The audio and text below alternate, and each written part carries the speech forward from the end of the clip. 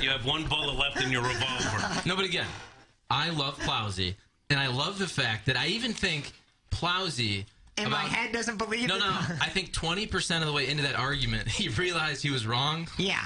But then he still kept at it. I was which wrong, I really about appreciate. the height thing, but then you just turn it and pivot into another topic. Here's Action Jackson with 3 more ways to get TMA content. Get the TMA mobile app and enable notifications so you don't miss a thing. See our content on Facebook, Twitter, Instagram, YouTube, and TikTok. Stream us on the TMA mobile app and at TMASTL.com. Thanks, Jackson. It's the Ryan Kelly Morning After on 105.7 FM HD2.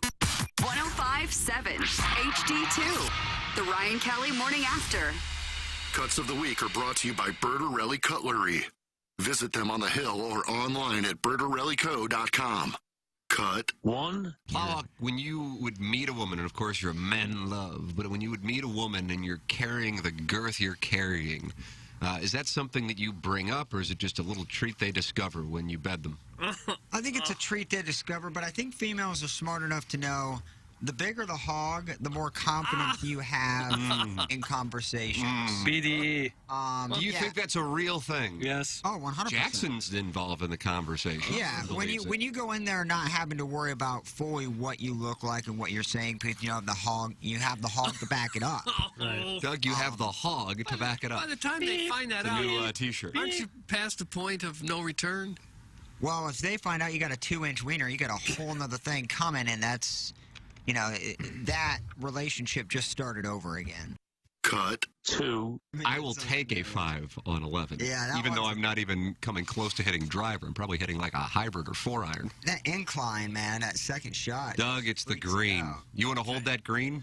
You want to 2-putt that green, Jack? Okay. Have fun. 11's the hardest on the course. Number 11. In terms of... We're talking about number 11. Yeah. Okay. We're Yeah. Normandy. 11, Doug, yeah. And for somebody that cuts the ball like me, you don't have a lot of room out Let's there. pull a Biggie's tee shot. Do you think everyone listening to us now lives at Normandy Golf Course and knows exactly or has any idea what you guys are talking about? On one, you need to get it dead center fairway. Yep. That's the key on one. That's so much different than all the other courses. The lack of self-awareness in here is driving me nuts. We got the Blues now in 4th place, threatening to not make the playoffs, and I'm supposed to worry about what shot to hit on the number 10 hole at Normandy? I'm not. Oh, and here's a tip. Try to hit it straight. Really? Thank God for this kind of advice. Cut 3. Well, I hope somebody heckled the hell out of Tiffany Haddish's next show at the White Castle. Well, She's performing at White Castle. You don't like her, do you? The Hollywood Reporter listed Tiffany Haddish among the 100 most powerful people in entertainment in both 2018 and 2019. No, she has been. This is 2022. It's pretty We've got a lot of explaining to do now for dramatic fall in the White Castle. Where is she in 2022? You can't make that comment if you're not in the top 100 in 2022. Guys, we need a poll on the Twitter tweets to see who has heard of Tiffany Horseradish, because I know I haven't. That's from Hammerin' Hank. Tiffany Horseradish is a great name. I had to look her up to see. I had to look her up and see as well. Cut. I'll leave it at the 4. FYI, parallel polyamory is different from the don't ask, don't tell policy that's sometimes practiced in open relationships. You says, in parallel polyamory arrangements, all partners are aware of the other partner's existence. They just have no desire to meet or hear about each other. Okay? You understand the difference there between that and the kitchen? Not really. I've kind of tuned some of it out at this point. I can't take any more of this. Who's your Montaur? I don't know. Who's the Centaur? Who's getting cucked? I don't know. And we got to get through a list of 9 of these, and we're only 3 deep at the moment. 4. I can't take a lot more. And now, there's going to be some kind of quiz about this when it's over? Yeah. I'm getting confused. I can't follow any of it. I haven't listened in like 5 minutes. I'm locked in. What do you got, Plowhawk? When my mom does simple things like washing my hair or washing my body, it makes me feel comforted. Cut 5. When they see me get into a 04 CRV, I'm not buying the 2022, Hemi pickup truck with, a lift kit. That kind of shows that you're already well below the curve in the penis size. Oh, really? Yeah. Is that right? Mm-hmm. So somebody with a new pickup truck is likely to be Yeah, he's 4 probably inches. getting cucked. Oh, my God.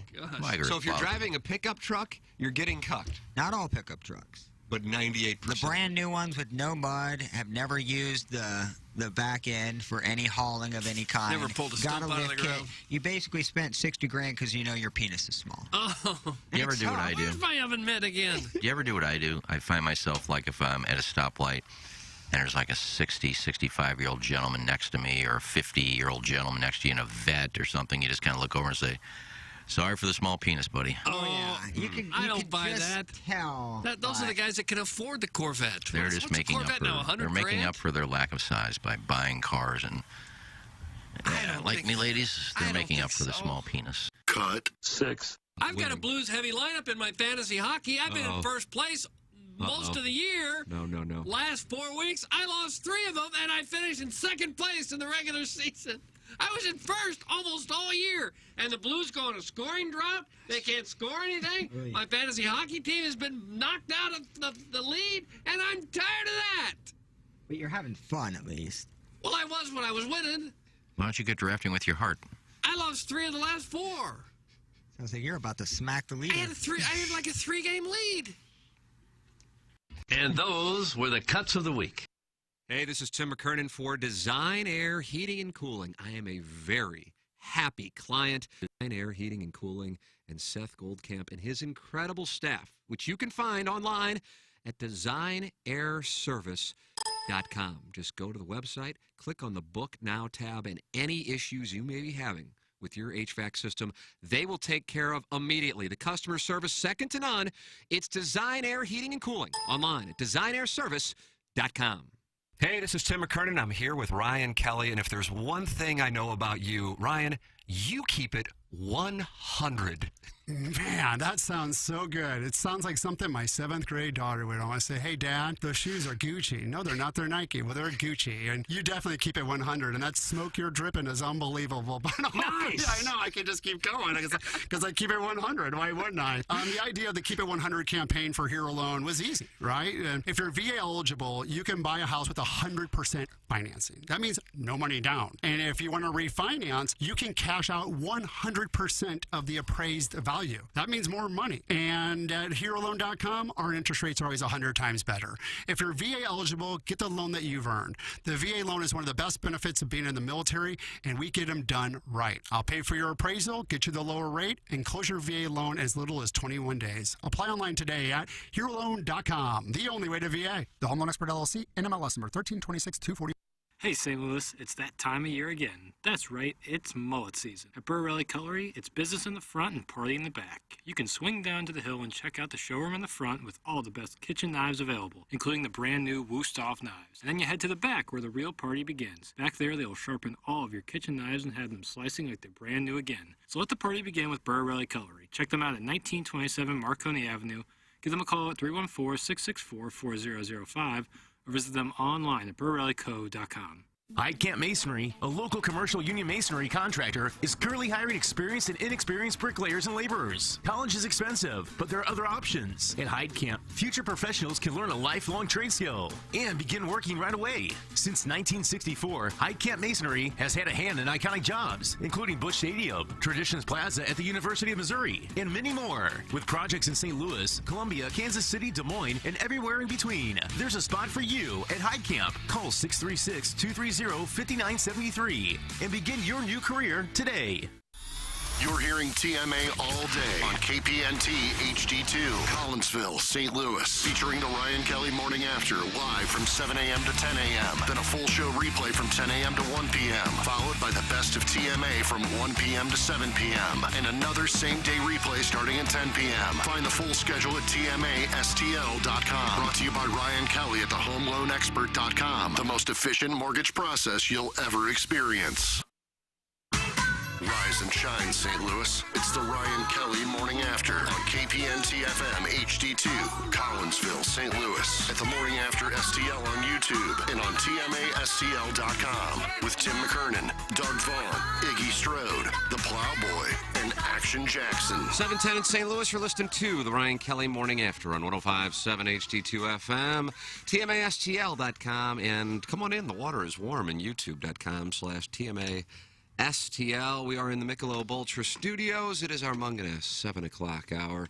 Get involved on the show. Call in. Steve Schmidt Kia, North County phone line, 636-9004-TMA. We're going to let females call in today, so that'll be fun. We're going to talk it over with the younger female listenership that is starting to really make up a big percentage of... Most.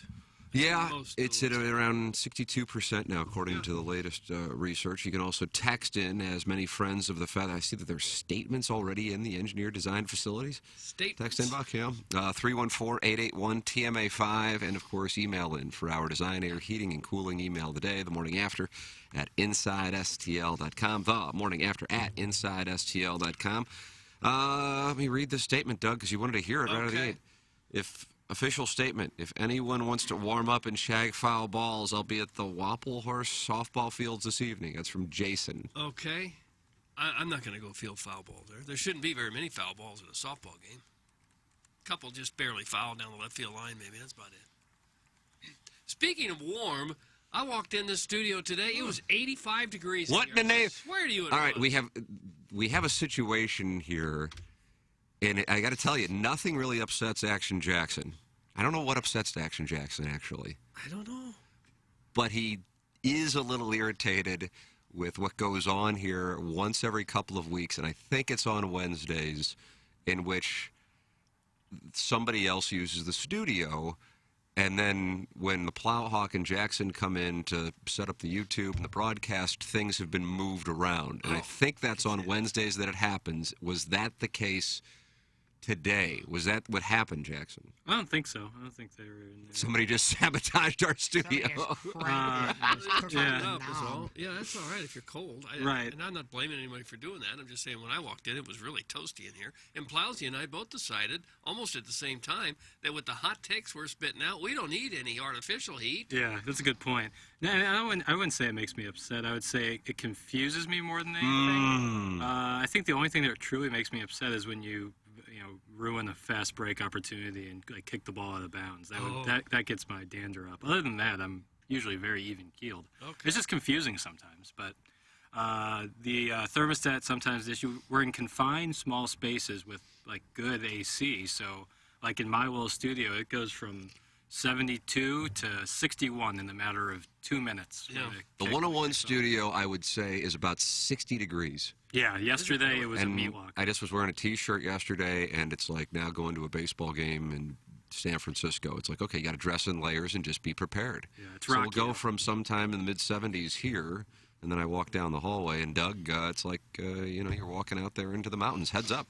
Rockio keeps it cold. Who gets to decide what the temperature's like? Rockio. He does? He controls still Why does he the get thermostat both at KFNS and now here. Yeah. It's in a contract. But he's not even in the studio down there, is he? He is. I thought he had a separate little booth. No, he's the same as me. Board ops in the studio. Yeah. So he's the one who gets to decide? He's the thermostat czar. Because the key at KFNS that unlocked the thermostat is He the did same have it. one that's used here? That's correct. It's a universal key. Jenks Coke. Rails. I did not know that.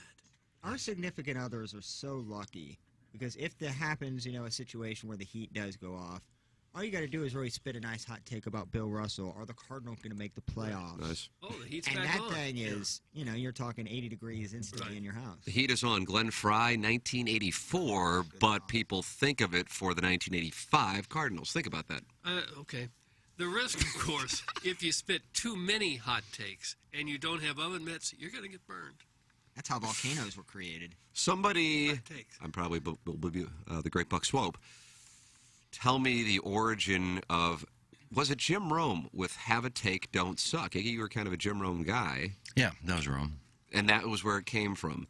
I remember when Brian Burwell did a show at 101 years ago, and I can't recall, anybody recall who his co-host was? I don't think it was a St. Louisan.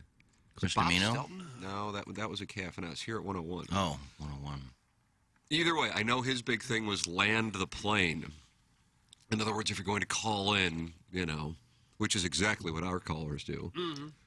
So I think Rome's thing was essentially hit the hole, have a take, don't suck. Was that not the thing? Or is it not the thing? I know he's still on.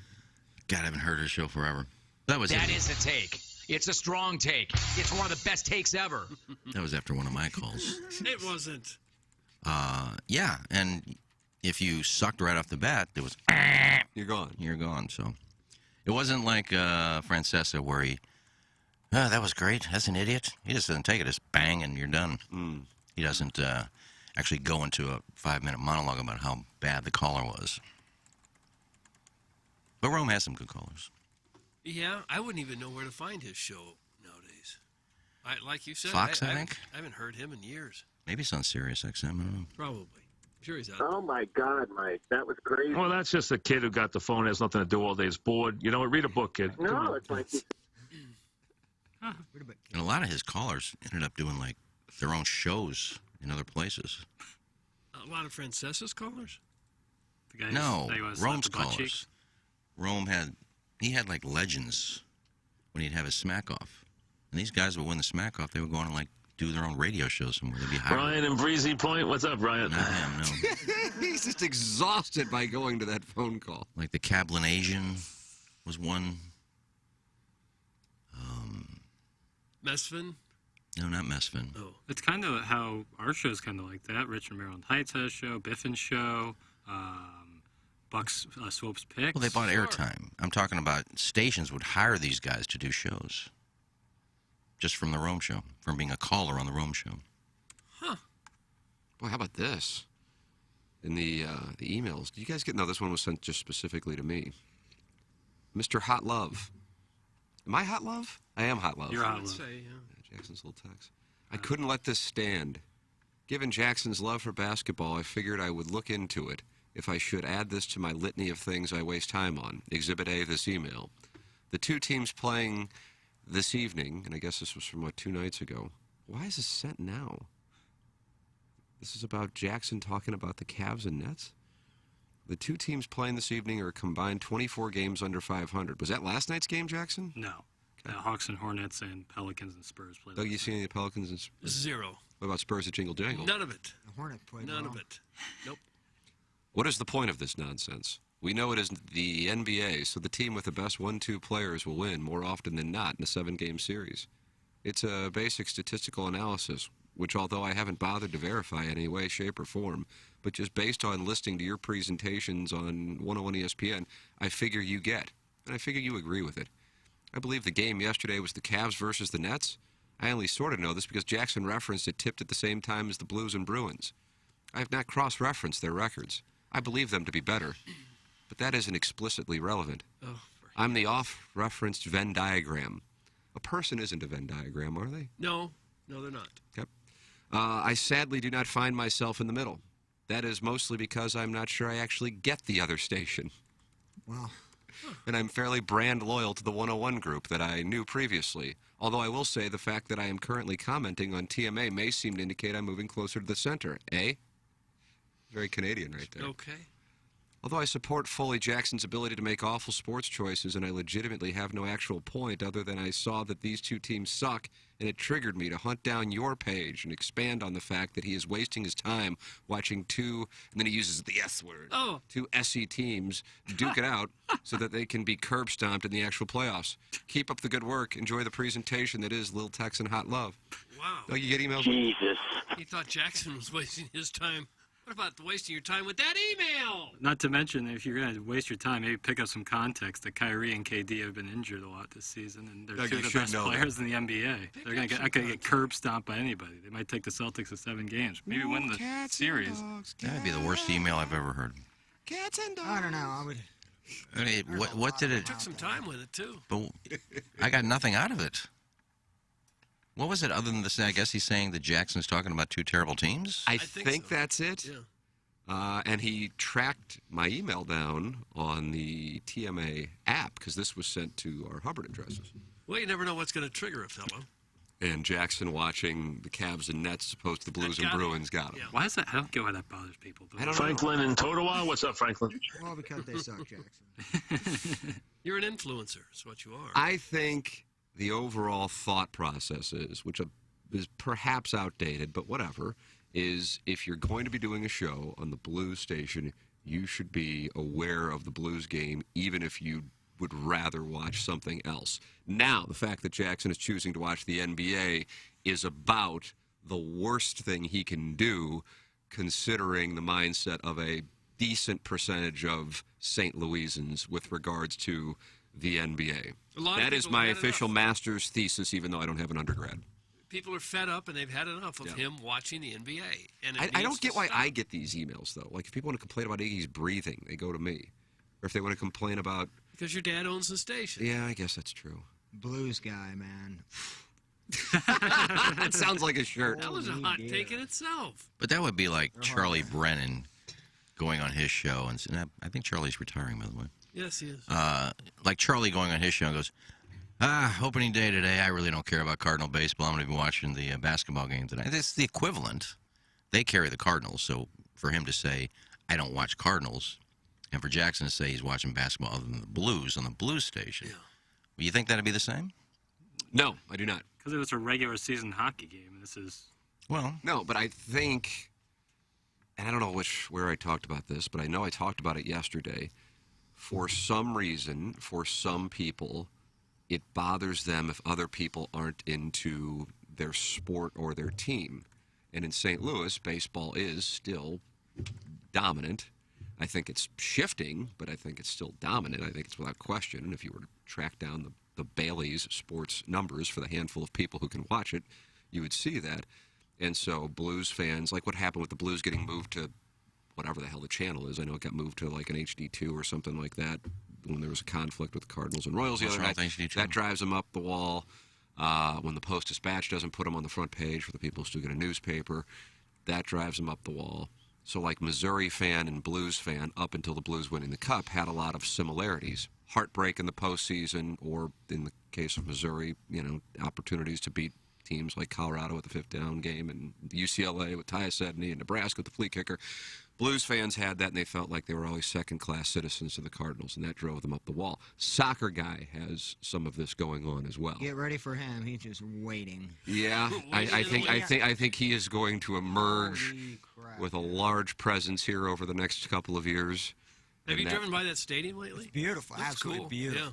Yeah. It does look My cool. girl And so I works believe that is the core issue. Because here's where it came from, Jackson. Somebody asked yesterday on our podcast about the fact that if Tiger doesn't play, nobody's paying attention to golf. And I said, actually, that's not true. Golf had huge television ratings in 2021, but I don't really, personally, I don't care.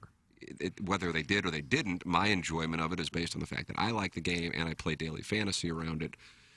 But I think for some people it irritates them if other people aren't into the thing that they are into. And it does bother me that more people aren't into threesomes. What? But in this particular case, if people aren't into golf, I don't care. And I think it might be part of being like on back in the day, message boards, now in your respective bubbles on whatever operation you're chatting on, Twitter, Facebook, Reddit. And so you talk into your bubble, and then they bitch about media coverage because they're all in the same bubble, in the same mindset, and then you get outside the bubble and you don't realize how asinine you sound. Kind of like Drink Guy at Missouri right now, who thinks it's Nick Saban. And then Drink Guy appears in our show and sends an email about how great things are going, and you go, well, they're under 500, and it's not exactly got the SEC buzzing, and he rages. So that's what I would describe it as. There's my master's thesis. Speaking of golf fantasy, I had a player drop out, Munoz, yesterday. Can I draw another player now? I already put a new player in for you. Oh, who'd you put in? Jackson put it in. The bastard. The bastard Seb Straka? He was $100 less than Sebastian Munoz. Okay. So I think give you like the best option possible. I gave you someone who's in the same price range. Okay.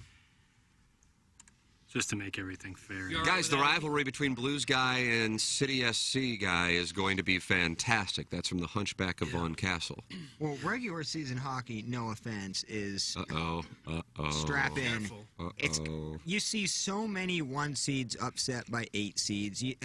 It's not chalky as much as it is the NBA. And that, Jackson, it's not a bash on the NBA. It's just the top tier teams are so much better. Like, Jackson doesn't care that people hate on the NBA. Yeah, no, I agree. And nationally, the NBA is in a better class than the NHL with regards to popularity, which sounds ridiculous when you say that in St. Louis, but it has a larger amount of fans.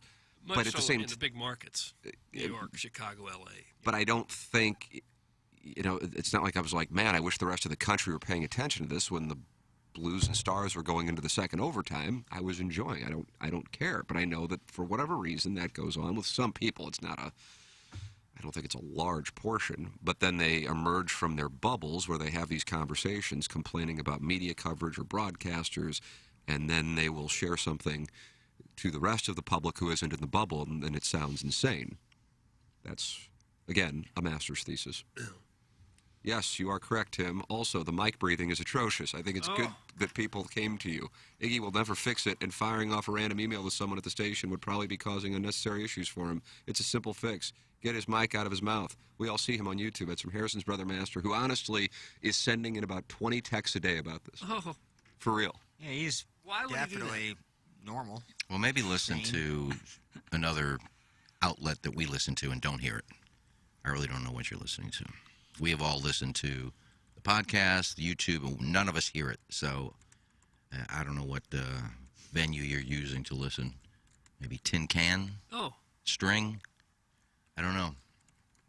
And my mouth is actually at the side of the microphone, so. Doug, check out that boy's mouth. Yeah. Right there, I just heard it. Did you really? No, Because I purposely held my breath during that. Okay. At the Blues game last Friday, I made a comment to my wife about the Blues Lounge guy, and that they are the Sads. Guy behind us asked, "Hey, what's wrong with the lounge?" And he was pushing 4 bills. It seemed about right. Thanks, Doug. That's Alan. He's in Dadeville. Yeah, if you want a page to where it's just pure entertainment, I can't get on there anymore. Permanently banned. But yeah, the Blues Lounge is certainly hockey guy in a nutshell. Guys, St. Louis has the trash sports no one nationally cares about, baseball or hockey. Fine, I said it there. That's from the Green Park Goblin. Well, to say no one cares is highly inaccurate. Every sport has its over-the-top fans who take it a little too seriously. They all do. I'd hardly say baseball's a trash sport. I wouldn't say it is either. Especially when you have the best fans in baseball. It Okay. certainly makes it a lot easier for us. So when you're saying baseball's a trash sport, you're saying the best fans in baseball are trash. Oh, my God. And I'm going to have zero comment on that. They're annoying. I don't know if they're trash. They're annoying. Well, are they really annoying? Just because they're Yes. polite? Not polite. They think they know so much more about baseball. Every opening day. Why aren't you it clapping, says- man? He advanced the runner to second, man. That's what we do. Nobody clap. Nobody yells at you to clap. Oh, see, They don't. Can you imagine somebody yelling at you to clap? Get up, man. The thing about He Busch gave up. Stadium, He gave himself up to advance that runner. Let him know it.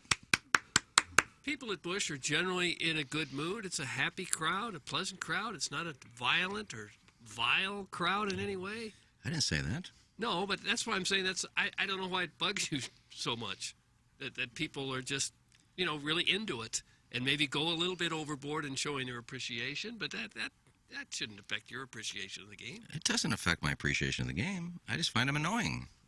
How about this? Phil Bradley in the YouTube chat. Really? Tim explained the other day his mic was adjusted because he talks slower than Tim and Doug. Look, plenty of things to take shots at him over. The mic thing is worn out. That's from Phil Bradley. Okay, Do you remember Phil. him? And he quarterbacked Missouri, and then he had a home run for the Phillies in the first ever night game at Wrigley Field. But then the game was rained out, so I don't know if it counted. And that was August 8th, 1988. Am I correct? I don't know the years, Tim. Played for the Orioles for a while, too. He's a much better baseball player than football, and he was a darn good football quarterback. I see him down at the stadium all the time. I think he does something with MLB. You see him at Busch Stadium? Yeah. Is that right? I think I don't know what his title is, but he works for MLB, I believe. And he was at a lot of Cardinal games. He just travels around the country, I think. He had quite a little career. Kevin Tway is 2 under par through 2. In fact, I guess he would be probably the best. No. I didn't think about Max Scherzer. I was going to say he's the best baseball player Mizzou ever turned out. Obviously, it's Max Scherzer. Why do you hate Ian Kinsler? Because he's not as good as either Max Scherzer or Phil Bradley. Wow. This organization got lucky when Max Scherzer went begging to come here 6 or 7 years ago, and we didn't sign him. I think that was one of the best non-signings that the team has ever made. Take Smith alert. He's only made about 3 signings. Take Smith alert. Hey, Stratum Structural Systems, if you're dealing with waterproofing issues from the storms yesterday, Stratum Structural Systems will take great care of you. I had a listener reach out via the app and then emailed me, similar to the gentleman unhappy with Jackson's choice of the Cavs and Nets the other night. But this listener wanted to be connected to Matt Ford and Brett Groman at Stratum Structural Systems. I did that. Within 5 minutes, Matt responded, and they are in the process of taking care of business.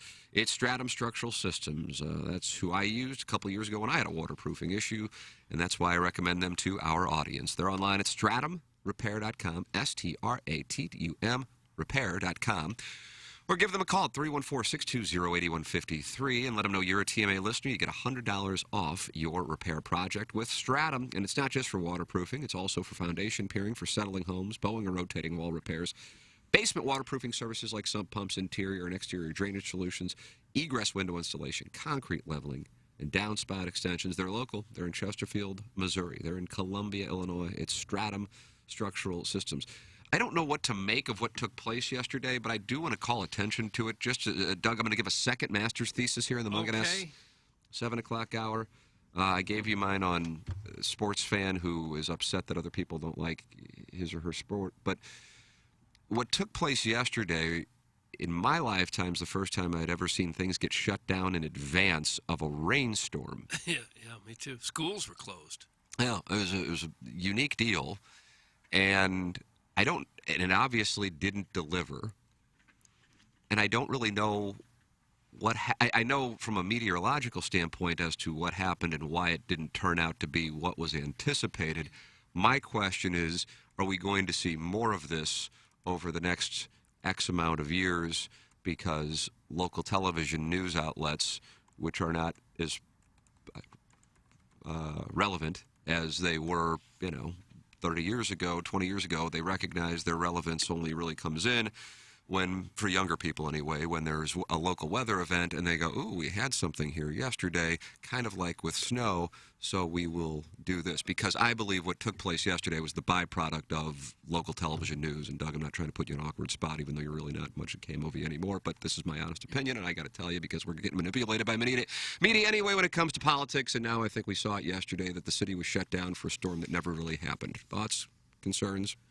Yeah, I think that's what happened. I think it goes beyond local TV news, too, and you see it all over your phone. There's weather alerts and weather problems coming up.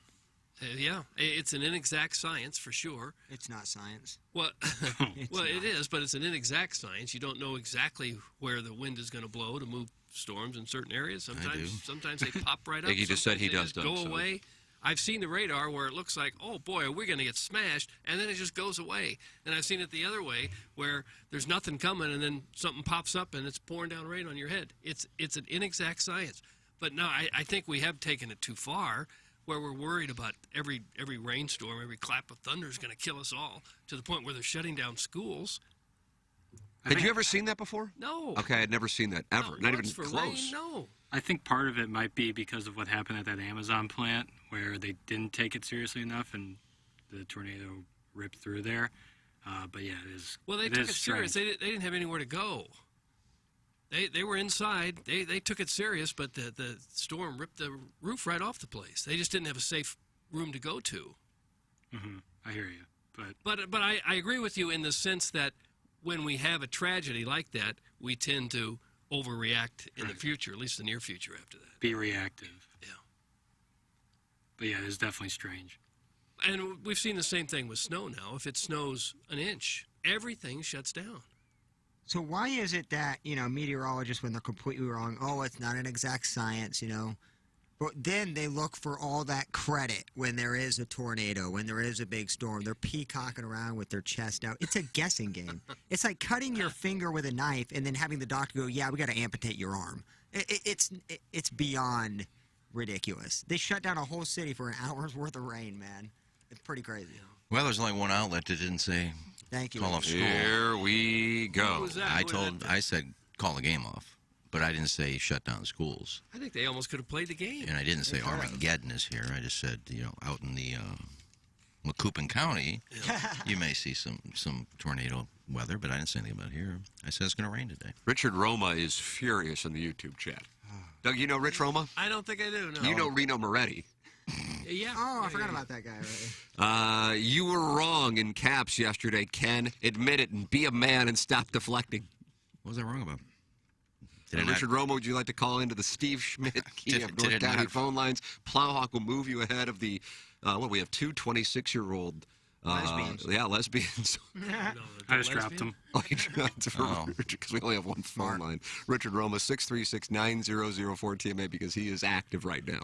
Look at this deflection. What's the deflection? I mean, congratulations. We just need Richard to call. Yeah, call in. I know you got the Glengarry Glen Ross leads. But what was I wrong about? I said it's going to rain. You're going to see some thunder. Yeah, we had thunderstorms. It rained. What was I wrong? I didn't say call off schools. Were schools really called off? Keep the kids home. Some. I don't think. Oh my. That's on the superintendent. That's not on any meteorologist. No, I don't think that many schools were called off. No, there were some. Some, but I don't think like. I said call off the game, and they did. Because they listened to you. Well, it was raining on and off. I mean, I got my hair cut at 12. And you look like a little busman now. Thank you. Hey, you look cute. And I mean, I was in there for 2 hours. I mean, it rained on and off for 2 hours. Why would it take you 2 hours to get your hair? Well, I got to get it colored, and then I got to let it sit for a half hour, and then get back under another coat, and then sit under the dryer. Then I got to put the sealer on, and then... Sealer? No, not sealer. Toner. Oh, maybe Reno Moretti or Richard Roma's calling in. I doubt it. You guys usually. You notice how that wind tunnel goes away when Jackson's mic's potted down, though? I don't. Oh my God! No, I'm not blaming Jackson. It's just in that studio he doesn't have the acoustics, I guess. Because just turn it back up and listen real quick. This is a big moment.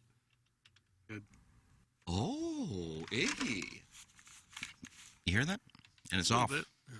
So you're saying that what people think is your nose whistling is actually Jackson's little studio? Studio, I think. Because you don't hear it when he's off. No. When his mic is off. I don't hear anything ever. Like, I even go back and listen to the show quite a bit to edit, and I don't hear anything. Nobody does. Like Richard Roma on hold. Richard Roma is on the Steve Schmidt Kia. Seems like he's loaded for North bear. County phone lines. 80% chance it's really the guy from YouTube. 20% chance it's just a guy. His last name. So Plowhawk, I would say, keep your finger on the trigger, hand on your 9. Go ahead, Richard Roma. Welcome to the Ryan Kelly Morning After. Yeah, it's Raby. Yeah, I knew it. For I heaven's knew sake. it. Doug, you got paid off. Richard Roma sucks, dork. What, did you call in to bash Iggy? He hung up. Oh, my God. I looked at the It last. wasn't Raby. I looked at the last It was name Raby. and knew it. Yeah, because it said Richard Raby. And then he just hung up. Richard Raby? So Richard Roma's Richard Raby? Doug, what's going on here? I don't know. Is Chris's real name Dick Raby? I don't know. So many things are happening right now. Yeah. We have the audio sounds better when Jackson's mic's potted down. That was just proven. Now that's going to lead to some theorizing that Jackson's responsible for the nose whistling. Is Chris Raby's real name Richard? Also, is Chris Raby Rich Roma in the YouTube chat? I mean, what is going on? I don't know. So many layers. And this is all with the Blues taking on the Sabres tonight. Yeah. Who? How much information can one take in one 5-minute stretch? I'm about out. Information overload over here, fellas. Guys, wasn't Jackson scared about the storms yesterday? That's from the 636. Jackson, were you scared? I didn't recall. No, I was scared. I just wanted to be home in case something happened. I didn't want to be on the road during it. Yeah. I didn't call for any of that. Scared of storms.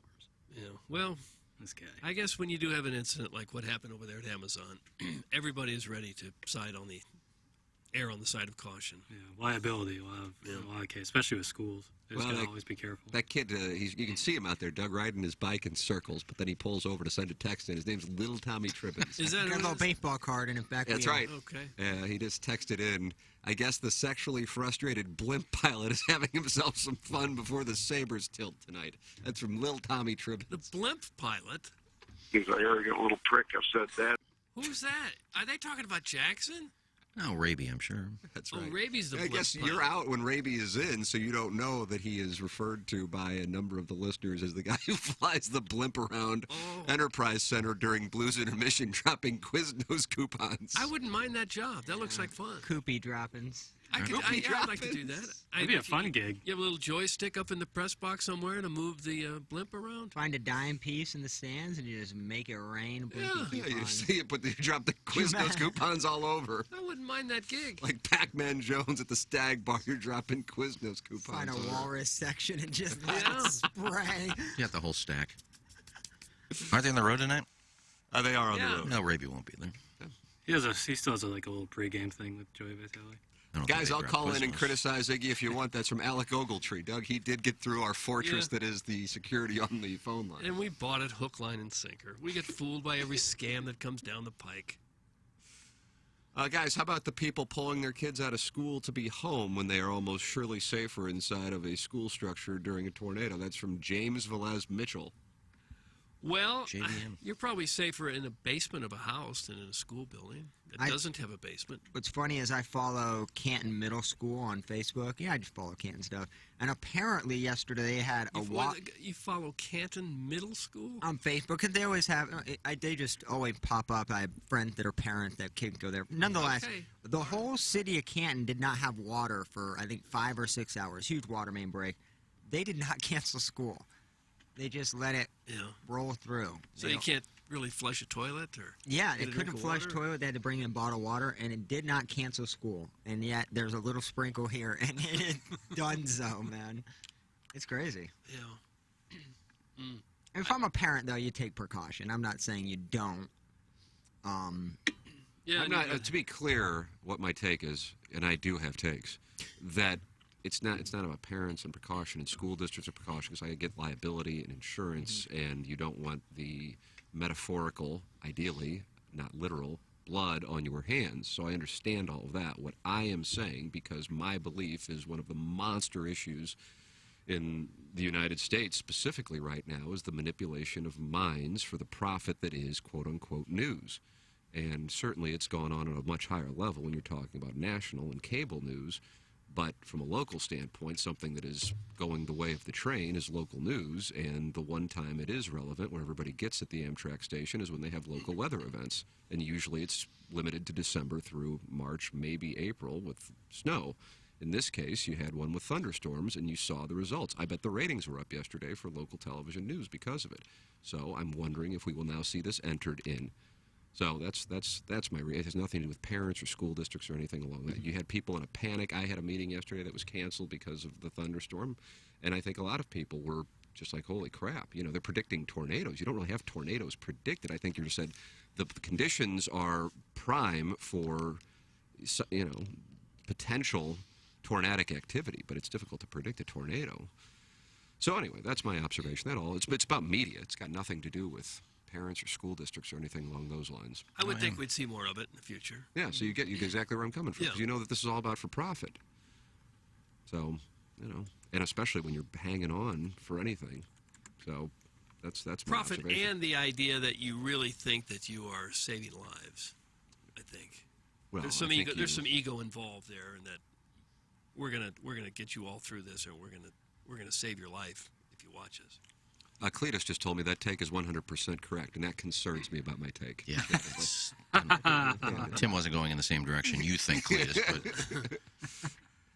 But your thoughts are welcome. 314-881-TMA5 if Raby wants to call back. No. The number is 6. You don't want him back? Oh, come on. I love Raby. 636-9004-TMA. He is not in Buffalo with the Blues. Blues and Sabres tonight. Cardinals and Brewers. Doug, we got ourselves a little matinee in Milwaukee. How do you do? Adam Wainwright on the mound. Yeah. And the thing I like about Milwaukee is got that roof on it, so you know you're going to play every time. I wish we had some ugly ballpark, but I appreciate that you do know you're going to play every time. Yeah, I love that. I wish you I think knew the that next was a ballpark in St. Louis will have a retractable roof? I would hope that technology would get to the point where you wouldn't necessarily have to, some sort of glass it's easily retractable. Like what the steamer built in Inglewood. Something like that, yeah. Where you still get the ambience of being outdoors, but you're protected from rain and maybe a little bit of the cold, maybe a little bit. It doesn't seem like that's an impossible thing to pull off. What about the America Center? Do it like a muffin top. Just take about 80 helicopters, lift that America Center roof off, and just and move it to Bush. Move it to Bush, and then just drop her down. You're onto something. I'm sure the dimensions are pretty much the same. If there's a hole here or a hole there, just balance it on there. Super cheap, probably to. How long do you think before the Cardinals won a new stadium? Well, Doug, Busch Stadium 2 was, what year did that open? 65? 66? Okay. May 12th, 1966. How do you do? Were you at the ball yard? Wow. No, but I was at the last game at the other one. Oh, is that It was right? A birthday present. What was that ballpark like? Way old school. It wasn't uncommon to sit somewhere in the upper deck and have a pillar right in front of your face. Nice. Big metal girder right in front. And one of the big selling points of the new Busch was they said, there'll be no pillars here. Everyone will have a clear view of the stadium. I go, wow, isn't that something? Look at this. Yeah. So I recall around 2000 was the first time they were public with wanting a new stadium, so 34 years. Now, that doesn't mean, because you've seen what happened with Atlanta. The Braves were playing in Fulton County Stadium when the Cardinals lost to them in the 96 NLCS. They opened up Turner Field in 97, and I think they were only there for 20 or 21 years before the new ballpark, which I think is to the north of town. I've driven by it a bunch. Whatever it was called, Sun. They wanted to get closer to the population that actually goes to the games. I'm not sure the Cardinals will move out based on what they've done with Ballpark Village. I mean, they just spent a fortune on all that. Might as well spend, What are you gonna do with all that? a couple $100 million redoing the stadium. You want to do a retractable roof, that's fine. You want to make the concourse bigger. Well, a couple $100 million won't get it. More like $1 billion for starters. To revamp the current stadium? Well, I think the only reason And they they would play want it to Heiny Miney, I guess, for a couple years while they build it. I think the only reason they would want to get out is if attendance really begins to suffer because people won't go downtown. That would be the reason they would want to get out. That's the point. And if Ballpark Village, people stop going there, they say, well, we just got to move the stadium. Mm-hmm. But I think we're decades away from that happening. Yeah, I think so. I mean, they own everything down there. Yeah. And boy, if the Cardinals pull out, what would be left of downtown then? A lot of infrastructure not being used. Absolutely nothing. So if you're doing the math, they opened in 2006, or 16 years in. So if that time frame is actually accurate, then it's still a couple decades away, Yeah. I like the stadium. There's a lot of people who don't like. I like this. I love Busch 3. I love it just because of the location, too, like past the interstate. You kind of can see right through it, almost into the stadium.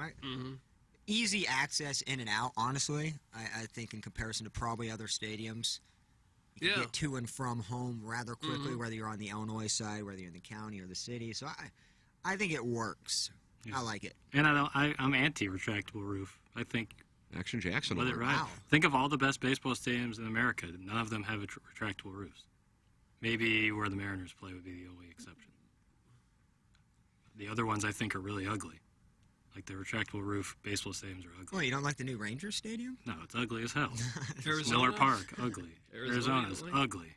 I think that all looks. That ballpark in Arlington now, that warehouse that they play in, is a tribute to the Edward Jones Dome. Oh, beautiful. And to think it's only 2 years old, and it's looks like a huge tin can. What an absolute piece of garbage in a market where baseball is dead last anyway.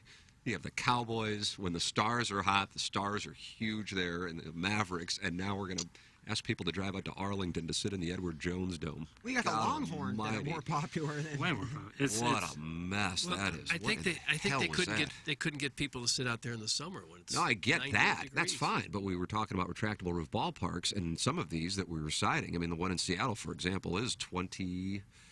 It's been around since I think they blew up the Kingdom after '99. Yeah. And then they build something in 2020, and it's just garbage. My God, what in the hell is that? The Seattle Stadium? No. I think it was Globe Life in Texas where the Rangers play. Yeah, it's brutal. I think it's where the Dodgers won the World Series. I don't know. People were playing all over the damn place. Guys, the best thing about Busch 3 is the activity in the bathroom stalls on the 400 level. That's from Eric in the Central West End. I don't think so. I was at the 400 level Sunday. I didn't see much activity. Isn't that the best place, Jackson, to go and watch? Like, the people, everything about the 400 level is amazing. Except you can't see the game from up there. Yeah, I could. In the corner in the outfield, you can't see about half the outfield. Stop. You can't see the outfield walls. There's limited view seats up there in the corner. That's where you find the most helmet nachos. Well, that could be. They're spending all their money on the nacho instead of the ticket. I did see the longest lines up there, but What, for nachos? Ballpark? What, the helmet nachos? Yeah, but I think I'd rather sit. Caloric breakdown of the helmet nacho for as much talk as it is. It doesn't seem like that'd be hard. Anyone want to take guesses? I feel like it's 2,100 just based on the size. Yeah, maybe 1,800. Depending on what you put on it. Yeah, 1,800. Yeah, the sour cream total would. Yeah, I think Jackson's probably in the 1,800 because they are. If you weighed that, according to MyFitnessPal, which because I'm once again absolutely bat crap, enter every single thing that I eat and drink into MyFitnessPal every day and have since 2016. Once again, insanity. Generic ballpark nachos and cheese, 554 calories. But I think that's generic. I don't think we're talking helmet. Yeah, put the helmet in there. You can hold a little bit more. According to the Daily Meal, how many calories are in your ballpark snack? The corn dog, Doug, 460 calories. Oh.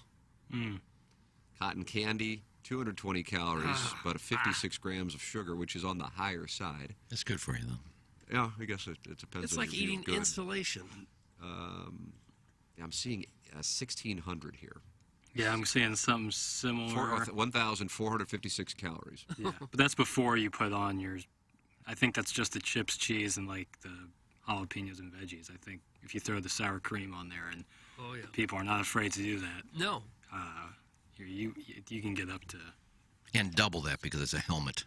And that's probably a double order. They're probably talking about the 7-Eleven that comes in a little plastic tray. Yeah, this says 20 chips. There were more than 20 chips in the... probably 40. Yeah.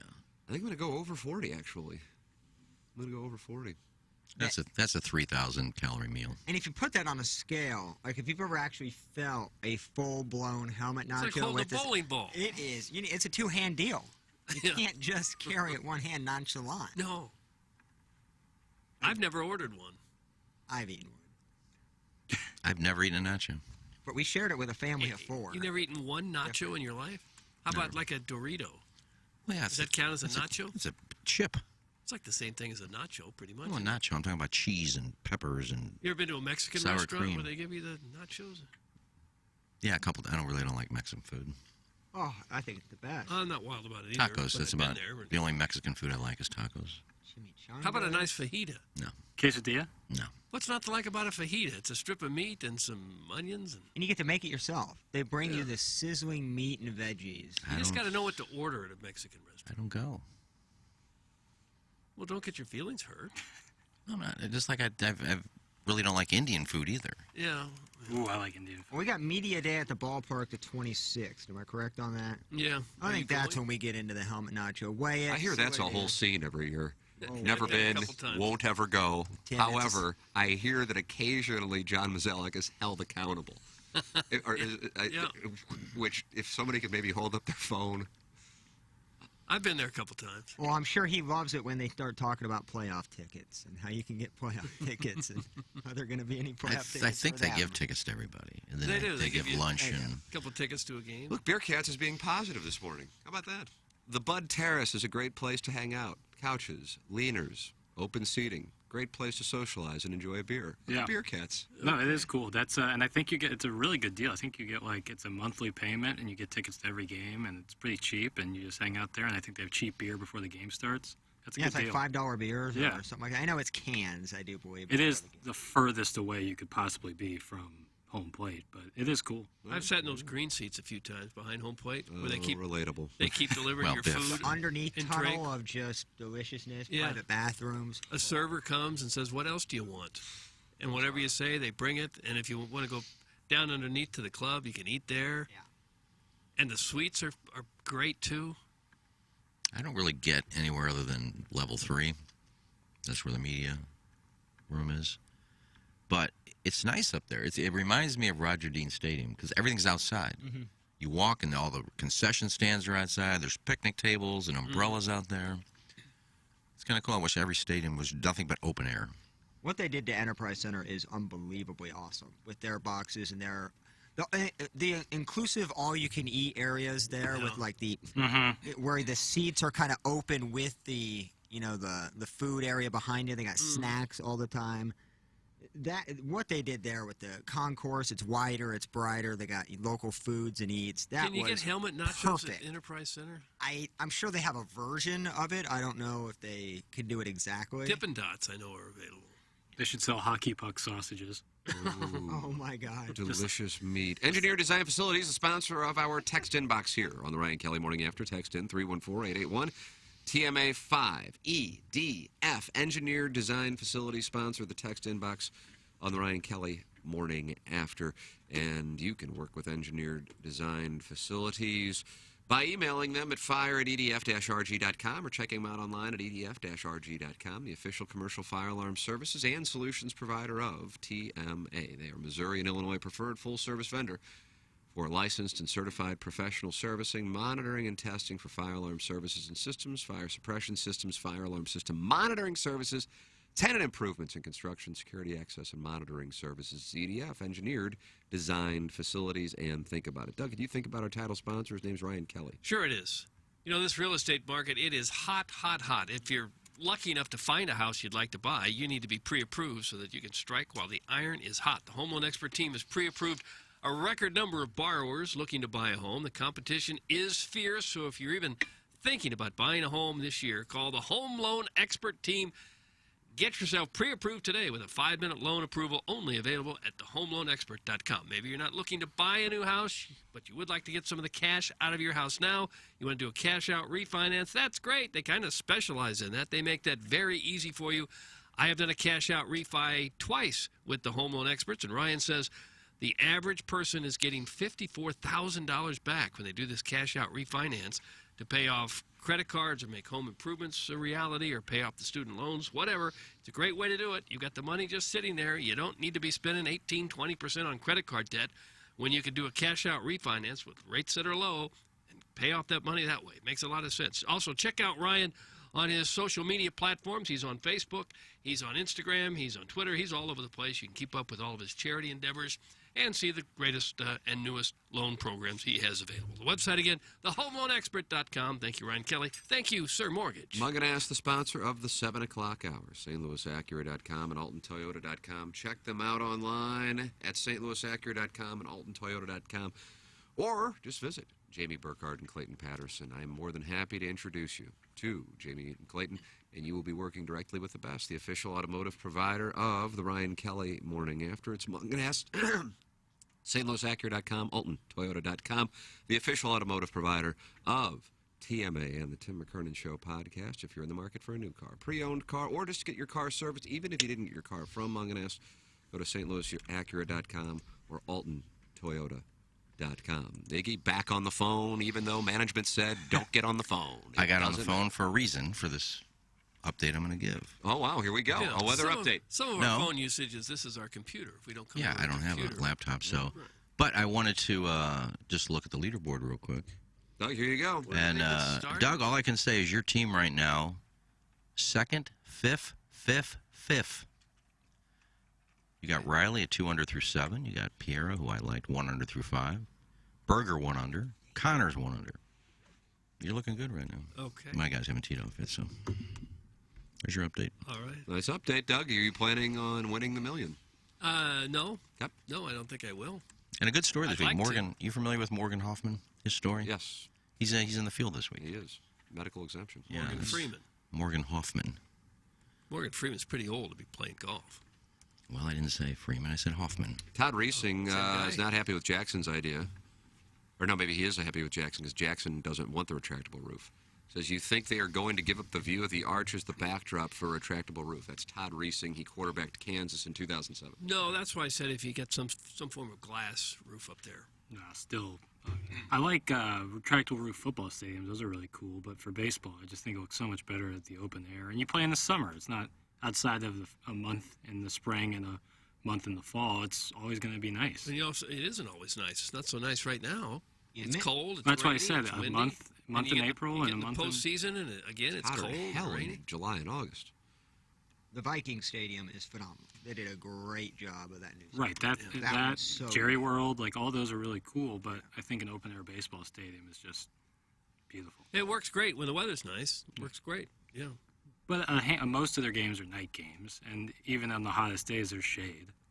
So on one side of the stadium. Right, but I'd always prefer open air in terms of baseball stadiums as opposed to retractable roofs or domes.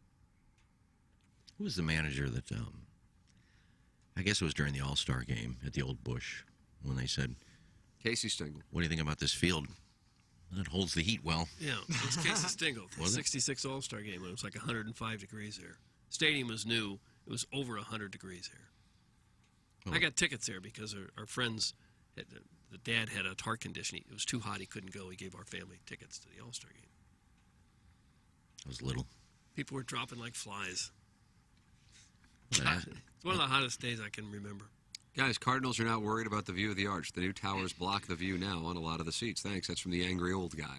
I would agree. You have about a certain section that can see the arch, which is a beautiful scene. I get that, but if you could avoid canceling 10, 12 games because of weather, having to make up double headers, things like that, I think it is worth it.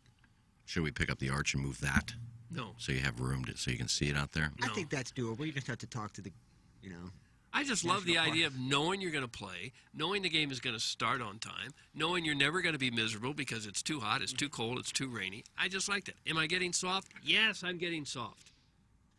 There's got to be a way, and it may be way too expensive to expect the Cardinals to do this on their own, but there's got to be a way to come up with some sliding glass roof up top that you could just slide back down when you don't need it and slide back up when you do need it. But I don't expect they're going to do that. I'm quite sure they won't do that. Slide just that what paint I would off. prefer. Boo. Wouldn't it be nice knowing you're never going to have a rainout? Shut up, Doug. Do you think they worry about that? Because the game will get made up anyway, so they're not going to lose any money off it. And if you have a rain delay, more drinking, more eating. Well, and also more people don't go because it's raining. Well, they paid for the tickets, so. Well, but there's a lot that don't pay for the tickets until game day, and they probably won't go. Or they won't show up because there's they a bought reason. tickets but Else. aren't showing up because of the weather's bad. Well, there's a reason. If they thought that they could lose that concession money, but I think Dave Checketts gets it all anyway, right? Dave Checketts gets everything. Really? Yeah, he gets it all. If they thought there was a way of making money. Hell of a deal. And they get the old owners of the Spirits of St. Louis. They get some of it too. They get it the Silmas, yeah. What a heady business deal. Oh my God. They finally got out. They took $800 million and walked away. They said that's enough. They've been getting paid since the 70s. Yeah, that's NBA TV money. But they just settled all that. They said, give us another $800 million, we'll go away. And that's what they did. They shouldn't have done that. Well, they were old men by this point. $800 million is pretty good takeaway. And that was just the last of the money. If not before. Because they've been getting paid since the 70s. The monies had been flowing for decades. Don't say monies. There's no reason to put an S on the end of money. Because it is old monies. Stop it. It's 8:03 in St. Louis. We'll wrap up our Munganess 7 o'clock hour here. Please, come on in, friends. The YouTube chat, the Steve Schmidt Kia North County phone lines, the Design Air Heating and Cooling email today, the Engineer Design Facilities text. There's so many ways to interact. There's so many ways to listen. Mainly, I would tell you this. The Morning After STL app is what you should download, and youtube.com/TMASTL is where you subscribe, and then you got everything taken care of. And if you subscribe to the Morning After STL, or excuse me, download that app, it's got everything. It's got Balloon Party, also known as Hot Love and Little Tex. It's got the Tim McKernan Show podcast. It's got Iggy's interviews with Ilan Foley. It's got Doug talking it over with St. Louis's most beautiful people. Was there a new one yesterday, by the way? I got a notification that there was a new one yesterday. Am I right? I thought there was going to be. I don't know if it got Jackson, posted. was there a new one? And He's gone. my nurse. No, that was my bad. My bad. See ya. And my nurse. I didn't upload it, Doug. I don't know if I got sent the video. I got a notification that the new one was up. That was sent to you a week or two ago. I'll check again. Okay. Wow. Oh, here we go. Here we go. I've been getting your Doug Unplugs, though. You have? Oh, yeah, I have to send that to the station. Yeah. What a mess. What a mess. I send it the same way every week, and sometimes it works, and sometimes it doesn't. It's my computer. It's me. Technology hates my guts. Maybe I'm getting your Doug Unplugs, and KMOV is getting the most beautiful people. No. I'm not sending it to Jackson. I was just using the radio station Dropbox to send. I am tired. I'm tired too. I'm tired of it all. We'll wrap up our 7 o'clock hour presented by Munganast Appliance Discounters. 8 o'clock hour is next here on the Ryan Kelly Morning After from the Michelob Ultra Studios. Live from the Michelob Ultra Studios, KPNT FM HD2, Collinsville, St. Louis. This is TMA All Day. This is Tim McKernan. I'd like to tell you about a company I started just a couple of years ago and I still own. And it's called Sound Story. It's essentially a 1-hour interview that we do either in person or via Zoom with mothers, fathers, grandmothers, grandfathers. They come in and they tell their stories, education, growing up, and of course, family stories, the wisdom that they can share with their loved ones for generations to come. It's an audio heirloom. It's Sound Story. To learn more, go to mysoundstory.com. Cuts of the Week are brought to you by Bertarelli Cutlery. Visit them on the Hill or online at bertarellico.com. Cut 1. So somebody microwaved leftover shrimp. Me? Oh, dude, you're a monster. Yeah, that's a mean thing to do. What are you doing? Well, so if I'm not mistaken, Jeff, you come back to the office and go, dude, somebody microwaved leftover shrimp. Yeah. And then they were eating it over the sink. Yeah, no, in the kitchen, but yes, yeah, in that same area. I unfortunately use a microwave right after this person. And you could probably taste shrimp. I smell as soon as the microwave door opened, I could smell it. I might as well have eaten shrimp. I may do salmon this week just for the hell of it. Oh, boy. Just for the halibut. Just for the hell of it. You may bring a salmon because that's a nice smelling fish, salmon. Cut 2. Guys, now that Plowboy and Jackson are finally working together, it's only a matter of time until they strike up an office romance. The real question is, who will be the bottom with these two fragile twinks? No. I could see that Mizzou, Illinois rivalry leading to rough butt play. Thanks. That's from the St. Charles Hermaphrodite. Gosh. Sorry you had to hear that. Yeah, I don't know. I wouldn't ever consider myself a top in any scenario. Clip that off. You're a bottom? I mean, just with my figure. And I'm kind of... But yet you're wielding a large hog. Oh. Yeah, I would say I'm pretty flexible, too, and I think that's an important part to be a bottom. Because I think the top really just... obviously you need to take control, but you're not... Okay. You're not needing to be as limber. Right. I agree with all that. Can gay guys trib? Cut 3. You don't have a name like me, like masturbator. What was that? That was perfect. What just came out of your mouth? Wasn't that his text name? Harrison's brother, Master. Oh, okay. Well, he's was it innuated? Insinuated. Insinuated? Okay. It's starting to drop to a clip real quick. It's amazing that a 2-second clip. What he's insinuating that it's masturbator. Cut. I'll leave it at the 4. Anyway, number 3 Sorry. will be... He's got another hit at 8:05. Will be Brazil. He's on 101 with Randy Character. Tell him still talking. I apologize. You crossed the line now. Thank you, Iggy. Iggy's my muscle. I have the mic drop number, too. Oh, good. What do we have? You have to go onto the 101 app. Number 1, United States of America. Yes. I mean, when Larry starts going with these countries, Doug, do not interrupt him. Yeah, he's got to go now. He read those off while we were talking. All right. What's the mic drop number? You have to go onto you have to download the 101 app, and then That's not happening. It's an option to do it. You can send the mic drop. What's happening, Larry? He's had enough. You're hanging up on us? I'm still waiting on the number for the mic drop. You have to download the app. You have to download the app. You have to download the app. Okay. Cut 5. Mike. Hey, how's it going? Oh, we're good. How are you doing? Yeah. Yeah. We're fine here. You? Hey, you guys, can you hear me? Yes, we hear you just fine. Mike! Well, I guess he's not there. Yeah. Oh, there he is. What did you have to say to us today? Mike, anything else? Mike! Hey, Doc. Yeah! Hey, Doc. What? When you in the hospital, did the nurse take a shower with you? Did she do what? The nurse took a shower with me when I was in the hospital, 2017. She got took a shower with me every day. She actually got into the shower with you. I like it, too. Yeah, I bet you did. I bet you did. cut? 6. We actually did that interview. Let it run ever. And the girl, half sound asleep, couldn't have known who she was talking to, and you're just spitting advice. Juju, baby. Like some veteran agent. Well, let me tell the listeners who just heard that maybe for the first time, a lot of editing in there. I mean, it wasn't a good interview, but there wasn't that much dead air. You think Chris Ravy misrepresented what really happened? Yes. No, it wasn't Serious charge. It wasn't a bad interview. It wasn't a good interview. But all he did was take my questions and and kept looping that in there. It only happened once. So there was a lot of editing. Why were we interviewing her anyway? Yeah, sometimes you hit and miss. Well, who the hell was it? That was Kai's friend.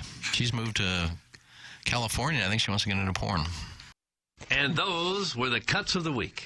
Well, Ryan Kelly, we've got inflation going up, mortgage rates going up, everything seems to be going up. How does that affect the mortgage industry? What should people be doing now with their mortgage? Absolutely. You just hit that one on the head. It does seem like everything is going up. But that's okay. At thehomeloanexpert.com, we don't just talk about having lower rates, we truly do. And in fact, I pulled some data together yesterday. Our average rate at thehomeloanexpert.com is more than a quarter point lower than the national average. How much can you save? Let's find out now. Visit thehomeloanexpert.com. The Home Loan Expert LLC, NMLS number 1326241. Enterprise Contracting is your locally owned and operated storm damage insurance claims specialist in roofing, siding, and gutter replacement and repair. They can help evaluate your home for storm damage from hail and wind that the St. Louis area continually receives year-round. Work with the great Connor Lee at Enterprise Contracting. Give them a call and just mention the Ryan Kelly Morning After on 105.7 HD2 FM at 314-455-5000. That's 314-455-5000. The first TMA Live of 2022 is coming. Coming. The night before the Dotem pre-party, sponsored by Engineered Design Facilities, May 18th at Maggie O'Brien's in Sunset Hills. Be a part of TMA Live from 7 to 10 p.m. Take part in, or watch, the Lisa Ann dating game. You cuck. Get $16 domestic bucket specials. And don't miss their House Reuben rolls. It's free to get in, so put it on your damn calendar. The night before the Dotem pre-party, May 18th at Maggie O's. Find out more at TMASTL.com. The Ryan Kelly Morning After. On KPNT HD2, Collinsville, St. Louis. No better gift than the gift of song. That's why this song is perfect to send to your mother this Sunday.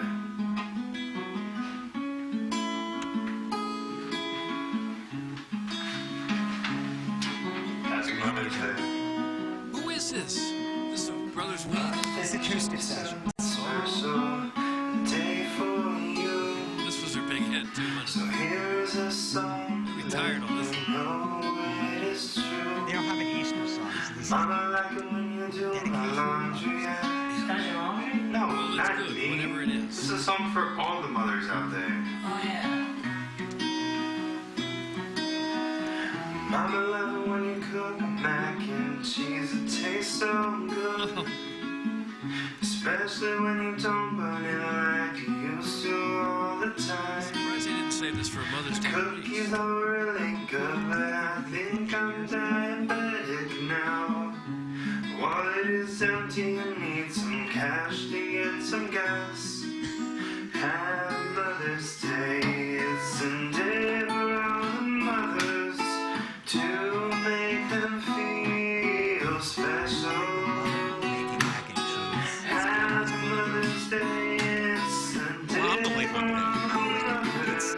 I know we're cutting back on the commercial breaks. Did we start that today? Yeah, and I felt bad, so I was like, oh, we got Doug in here. Well, I didn't have time to go to the bathroom. Really? How long are our breaks now? It's great. I think That the was break about being short is a good thing. We talked about that in the meeting, too. Ryan Kelly's on hold. I got to go, Ryan Kelly. Hey, Ryan. Oh, okay. Sorry, Ryan. Nurse? Is my Doug, have you seen my nurse? I have not seen a nurse today. Guys, can you hear me? There he is. Yes, we hear Am you I now.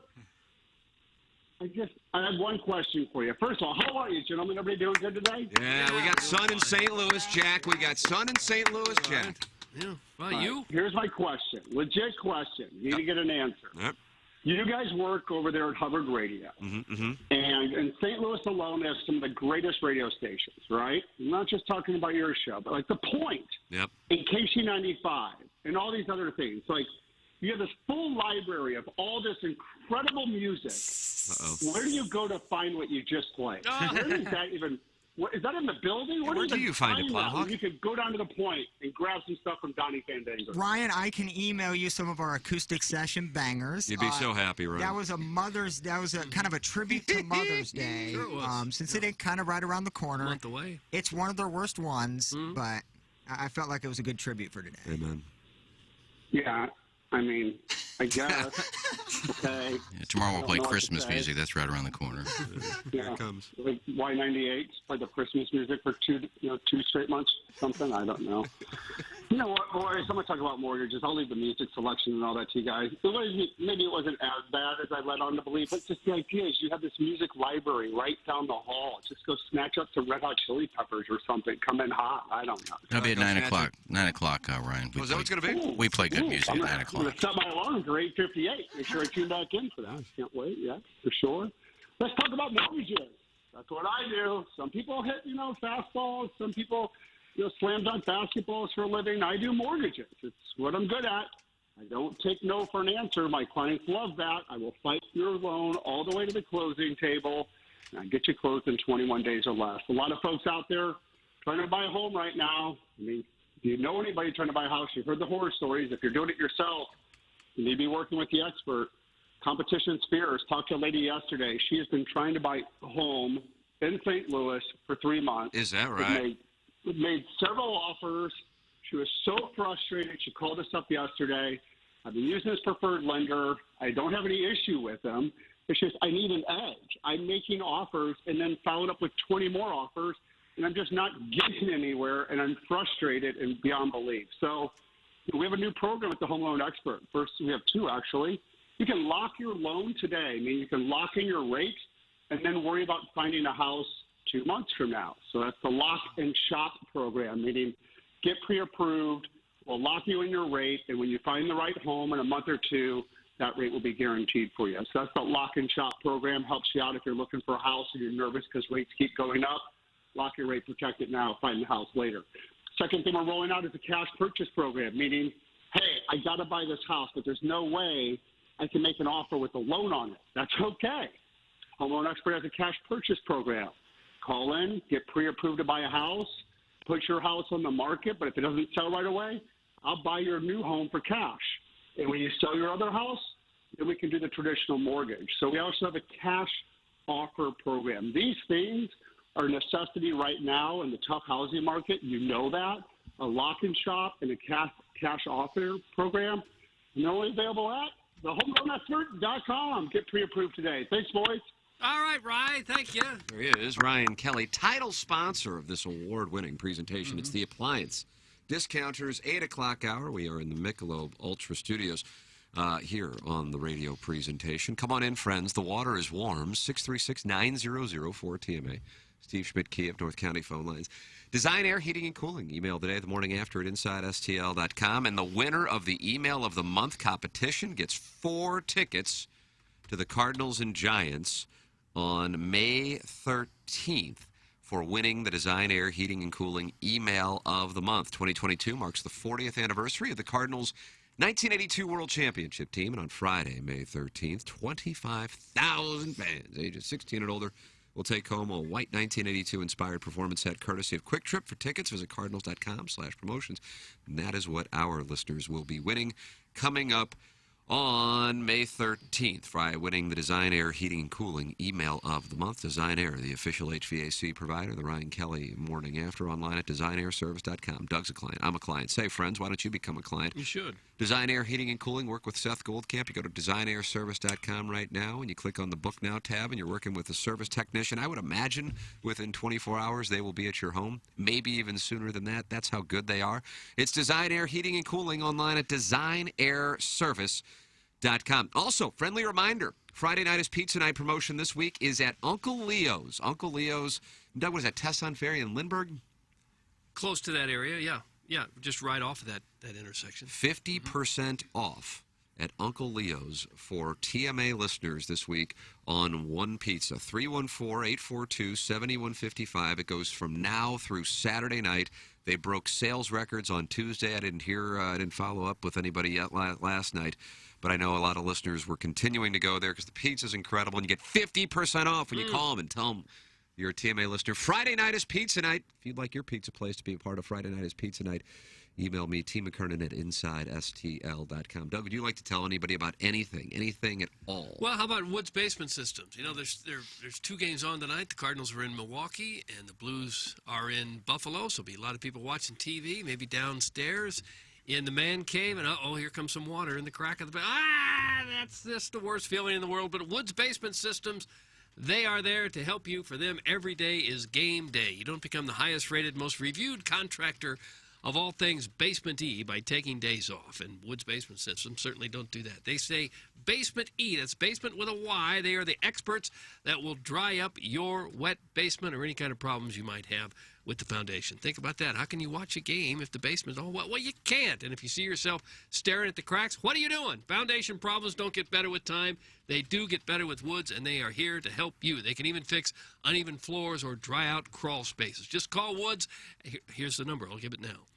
800-388-9326, or go online at woodsbasementsystems.com. That's woodsbasementsystems.com. You'll get a free estimate from Woods to dry up your basement or fix that foundation. Maybe you want to act before you have problems. They do that too. Woods Basement System, the experts in all things basement-y. Somebody just sent in a picture of Uncle Leo's. At Uncle Leo's last night, the pizza was amazing, but those fungo wings don't play. I got to get on these fungo wings and figure out what's going on. This fungo, and he came up with the sauce? I guess so. What did you compare them to for those who have been there? Like what wing place that we would maybe have been to? Oh, by the way, the Plowhawk is making a Lunchable Pizza. Oh, and I'm watching the process right now. Yes. I just saw you squirt like Cytherea. Unbelievable, Doug. Yeah. Take a look at that. Was it the talk of Uncle That's a Leo's? delicious little... And now it's being rubbed in. And now it's being rubbed in with the back of a spoon. The players are excited. It's an underrated utensil. Again, at the beginning of my Lunchable phase, You I think the thought the spoon knife is was the underrated? move. But the flat bottom on the spoon with the circular style of the pizza just gives it a better spread. The key is once you're done putting the sauce on the pizza, it does dangle a little bit off of the... So you want to make sure you lick that excess sauce off of the package so it doesn't have any drip patterns or anything. All right. We are by expensive equipment. So It's almost embarrassing that we're talking about Uncle Leo's, then we go to that. It's true. It's that little thing. Uncle you're Leo got him making in the mood for pizza. Yeah, put him in it. It triggered his mind. It's good. I ordered some more. Picking up some grocery today. Have 6 more Lunchables in the. You have to order them specially? Well, no, we just order our groceries online. And You pick do? them up the next day. Oh, and kind look of at you. move. Does that cost extra to do that? No, it's super convenient because you don't have to do self-checkout, which I guess I don't mind. It's just if you do have $150 worth of groceries, it's a lot easier to not have to do that. You pick a day and time. What's They your give you an home hour grocery time store, frame. brah? We do a couple. We do Schnucks Off Arsenal. We do Aldi, and we also do Walmart in Kirkwood. You know that Walmart right by the Lowe's, kind of right there off the highway. Sure, yeah. So we hit up a multiple spots for the groceries. All right. Is that Kirkwood or is that Maplewood? You know, it says Kirkwood, but Is it on Lindbergh? Is it on Kirkwood Road? Are we talking about the one on Kirkwood? Hanley?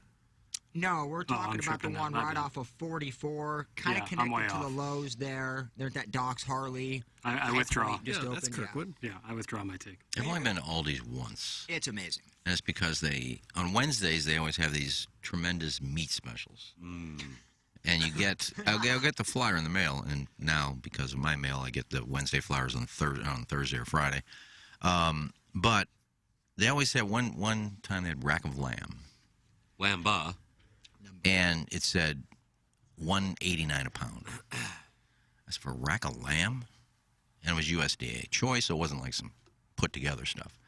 So I went in there, and I went to the meat, and I said, you guys have the rack of lamb on sale? He goes, huh, you kidding? I go, no, I saw it in the paper. Yeah, that was gone at 6:01. Oh, really? He says, yeah, people they open at 6 a.m. Cars are parked at like 4 o'clock To get that Lambo. to get whatever meat special they have. I feel bad for the sheep. And it's on it like it's gunning, like they run to the meat counter and they're all grabbing it. Really? So I said, oh, guess I'm never getting that special. Grab it like you want it. No. Yeah. No. Charlie Grab Marlowe it. used to brag about buying his shoes at You want Aldi's. That's right. You could really That's answer all fashionista. Grab it like you want it.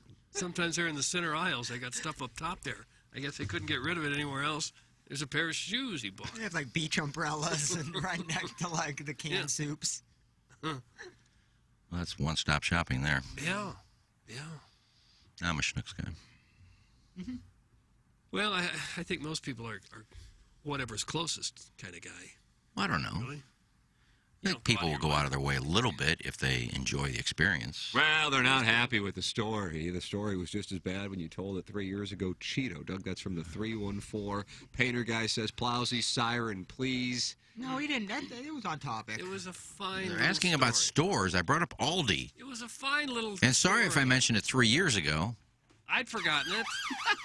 I want to congratulate you on remembering a story about Aldi's 3 years ago. You sure it wasn't 4? Maybe it was 2. How can anyone remember that? Well, I sure as hell don't remember telling it, so I'm sorry. I don't remember it either. I like the story. Doug, you like when somebody waxes poetic. I do. John Sterling was on the call of the Yankees game last night. John Carlos Stanton at the plate. We've got a Yankees deficit against the Blue Jays. We take you to the Bronx. Oh, I happen to be watching that. This Hicks. Here's the 1-0. Swung on, there it goes. Deep left center. That ball is high. That is far. That is gone. But caught. At the wall, caught by Tapia. Boy, I thought that was gone. So Stanton got close. He sent Tapia back to the wall to make the catch. And the Yankees come up just empty. That would have tied the game. It didn't look like a home run from the get-go, did it? I thought it did. I thought. Really? Yeah. I didn't. I was watching. He even kind of gave it a little bit of a bat flip down. Yeah, he took a view of it. He pimped it a little bit. I get that. They brought him up as a pinch hitter. I don't know why I was watching this game. Yeah, why were you I was watching? You had a little watching it action on the over or something? Well, I had Anthony Rizzo in that game on my fantasy team. and Dude, your he's off team to a is fast pissing start. me off. Uh-oh, Plowhawk alert. Plowhawk alert. Every time I think we had it to 5-5, I'm crawling back, and your team just absolutely dominates every single day. It's so Personnel guy. annoying. I cannot get an edge. On I also Doug happen to Bond have and Clayton Prime Minister. Kershaw, who threw 7 perfect innings Oh. and then got taken out of the game. I like that one. That doesn't help the game, does it? Boo, yeah. You go and Kershaw you- said it was the right move, which surprised me. Oh, man, but as a fan, you Although go... at the same time, I'm sure he's not going to air the dirty laundry if you're pissed. You think you're going to see history? You're seeing one of the great pitching performances of all time? Let's take him out. How many pitches he threw? 80. Really? It's insane. I know he's probably on a pitch count, but 80? Wouldn't you at least let him start the 8th inning? Tell him, hey, and they were way ahead, too. Say, pitch to contact. This Don't is what try he to strike said. him out. I would have loved to have stayed in the game, but bigger things, man, bigger things. He added that Dave Roberts, made the right decision to pull him despite the circumstances. Kershaw said, blame it on the lockout. Blame it on my not picking up a ball for 3 months during the offseason. So That is inexcusable. That you're a major league pitcher and you're not ready to go. But clearly he was ready to go based on the pitching he was doing. I didn't care about your fantasy team. I wanted to see a perfect game. I think I've only... How many have been in my lifetime? I think I've only... It's only 23 all overall. time. Yeah, I think I've only seen 1 or 2. That is He the was feat 6 that outs you want away. to see. Were they leading the game? Well, by a lot. Well, why do you care if they took him out for your fantasy team? Well, I didn't care for the fantasy team, just for the game. I mean, who takes people out because when they're throwing a perfect game? Well, I think he's These prefaced it by analytic- saying, he's on my team. You took him out. 80 pitches. Oh, though, well, is yeah, I insane. would have preferred he'd stayed in and got another couple of 6 outs, but the larger point is that you have something historic happening in the game, and they just take the guy out. I don't like it. I thought he was past his prime. I was dead wrong. Kershaw still got it. Yeah. I watched a little bit of that game, and he looked sharp. I believe he was the starting pitcher for the game where Matt Holliday dropped the fly ball against the Dodgers that would have ended the game. Remember that 2009 Yeah. NLDS? Yeah. Ooh, cats and dogs. Mm-hmm. And that's how long Kershaw's been doing it. And he is just a killer, man. And on the same Little League team as Matthew Stafford? Yeah. Have you seen those pictures? Yeah. Highland Park, Texas. Yeah. Where Scotty Scheffler went to school. Yeah. Really? Same school? Yeah. It's a massive Dallas high school. A lot of those Plano West kind of schools they have football stadiums that look like actual college stadiums. Yeah, well, they Flaherty in Florida, his high school was huge too, and they had Freed and I forgot who else. So I Flaherty guess was in Flaherty California. was in LA. California, sorry, that's what I meant. Max He had Fried Max- and Lucas Giolito, was he Yeah. there? Yeah. That's pretty good cool, high too. school pitching staff. That's pretty cool. That's where my problem goes with where you come from. like Hiller when St. Louis. No, he's not. You have Scotty a problem Scheffler, with that? Texan. No, he's not. He's born in New Jersey, so he's not. Well, where you're born is not necessarily where you're from. I was born. I was born in. I can't stretch out an argument about where he was born. Iggy, I'm only kidding. I think it's I was born in El Dorado, Kansas. Well, then you're not a Missourian. But I only lived there till that's I why was you're like- rock chalk. I lived there till I was 3 years old, and I've lived more than 60 years or more than 50 in St. Louis. I consider this my home. It's your home, but you're not a Missourian. That Well, explains I a am lot. because I lived. Are you not a true son? I wasn't born here, but I mean, if you You're an live, outsider. if you live more than 50 years of your life in a certain city, you're not a St. Louisan or a Missourian.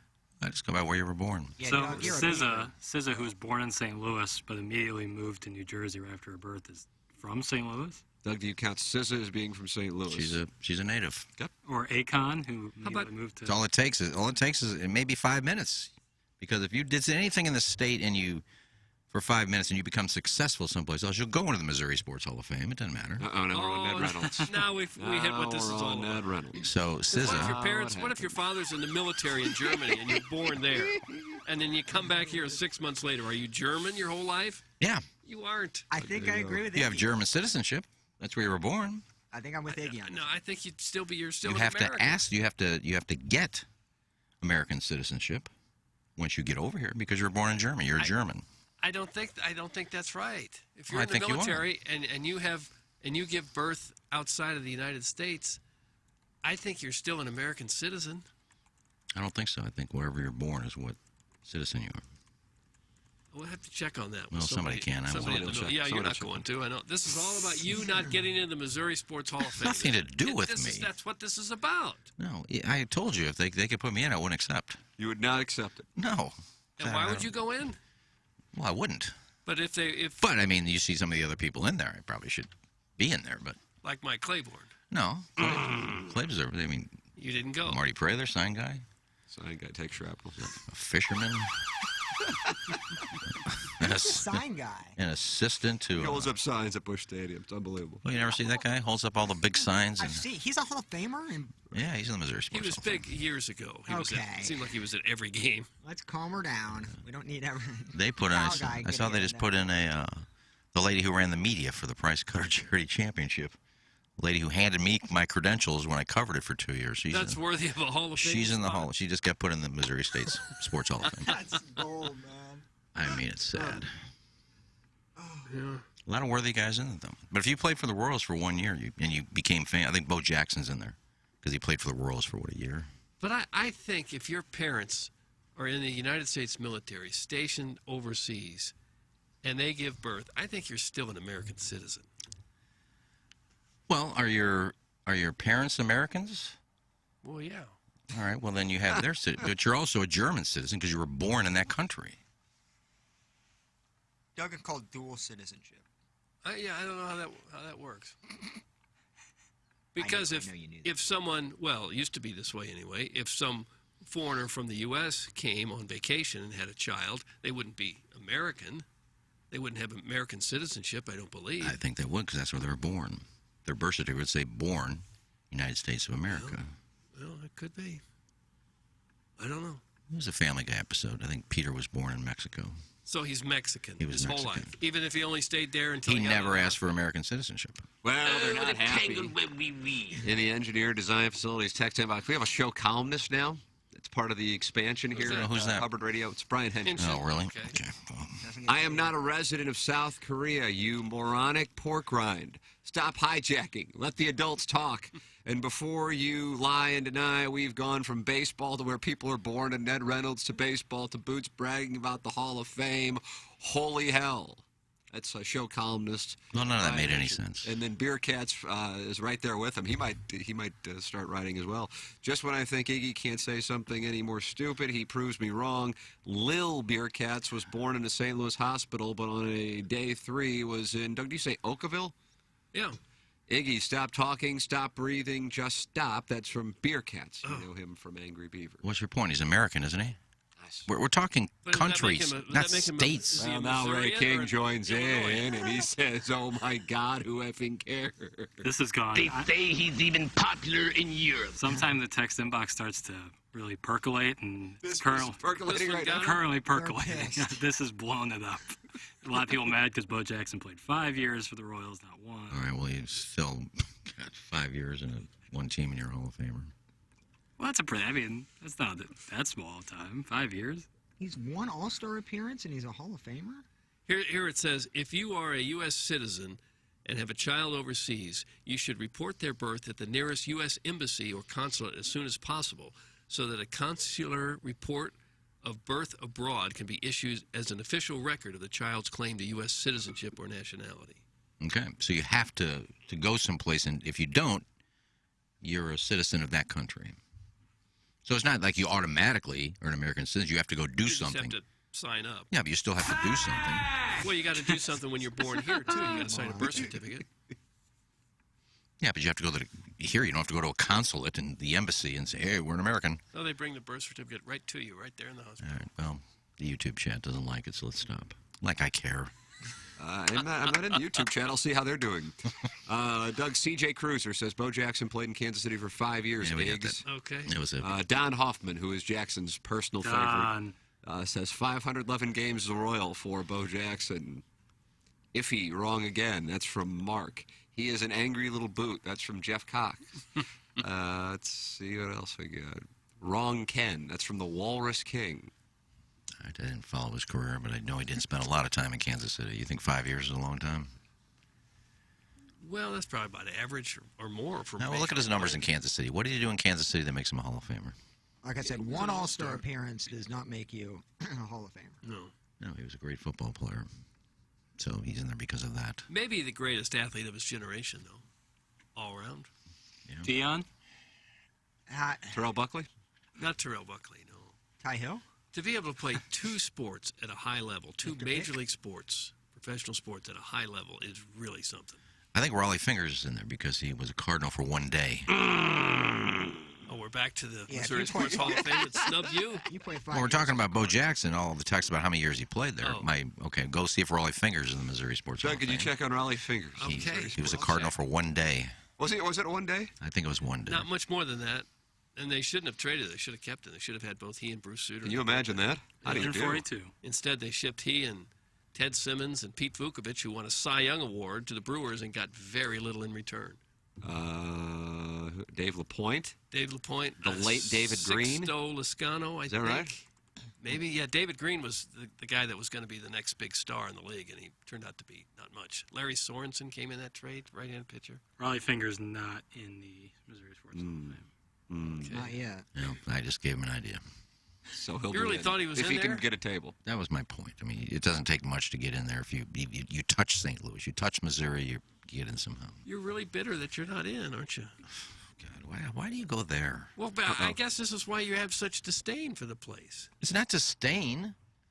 We were talking about one day, and all I did was brought up the people that are in there, which takes away from the Hall of Fame. You know? I mean, it's your Hall of Fame. You can do what you want. You can have 9 inductions a year. Stan Kroenke still in there? I think didn't they remove him? There's a lot of like football programs, like years of football. Like John Burroughs 2016, Kroenke not in. The 2016 John Burroughs It's a high nice school club. team got into the Hall of Fame. It was a nice club. How is Kroenke not in, though? He was. They removed him. He was. For what? For taking a team out of Missouri. For taking an NFL team out of the Were state. you in a coma from 2014 to 17? Look, I get he did that, and it was terrible, but, like, it's not like he... So what? Beyond that, what did he do that was so illegal. great? What did he do that was so great to get him I in mean, he there? has a lot of real estate business doings here. But that's I not a hate sports Stan Hall of Kroenke, Fame. but I think it's so petty that you take him out of the Hall of Fame. Well, let's be honest. Hey. They took the Rams because of a bad lease deal, and I get Kroenke had a lot to do with it, but he didn't make that. He didn't create those.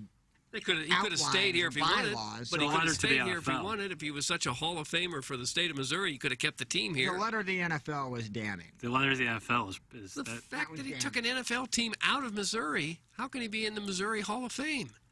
Why taking him out is weird, is what I'm saying. I'm saying, You know, if he wasn't in already, obviously you don't put I'm him sure in. it crushed him. Bill Bidwell also not in. He is not Shouldn't be. Well, the point of the John Burroughs 2016 is that baseball team? Football. Well, that's even better. There's probably 40 guys on the team. They all come with their parents. I mean, that's 9 tables. Well, you hate this Missouri Sports Hall of Fame. There's nothing you hate worse than the Missouri State Sports Hall of Fame. It's not a bad idea, though. It's a pretty good model. Well, it is. No, I love the people that run it. Kurt Elmquist is now running it. Was Johnny Johnson running it before? No, Gerald Andrews did it forever, and Gerald Andrews is a great man. He stepped down, just to kind of retire, and then Kurt Elmquist took over. I just don't agree with who goes in.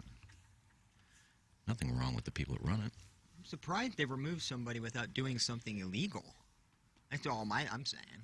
Well, you don't have to be illegal to be not worthy of being in the Hall of Fame. If he took the team out of Missouri, why would he be in the Missouri to begin with? What did he do beyond that to be worthy of a spot in the Missouri Sports Hall of Fame? I mean, I don't have what he has done in the Missouri area right in front In of me. sports. But in sports, what has he done besides? He never caught a 15-pound bass. That'll get you in. It will, if you were in a crowded boat, because there'd be more people to sell tables. Oh, God. We are in the Appliance Discounters 8 o'clock hour, really kind of breaking down this Missouri Sports Hall of Fame. Your thoughts are welcome. Doug should be in. Tim should be in. Phone lines 636-9004-TMA. Appliance Discounters, your hometown appliance source featuring major brands like GE. And if you are in the market for a new appliance, make sure you are doing business with the Appliance Discounters, the great John Bradley of the Appliance Discounters, sponsor of our 8 o'clock hour here on the Ryan Kelly Morning After. When your washer dryer goes out, your dishwasher goes out, your refrigerator goes out, you are not in a spot where you can just wait around for a while, and you won't wait weeks at Appliance Discounters. They have an 80,000 square foot warehouse filled with GE appliances along with other brands.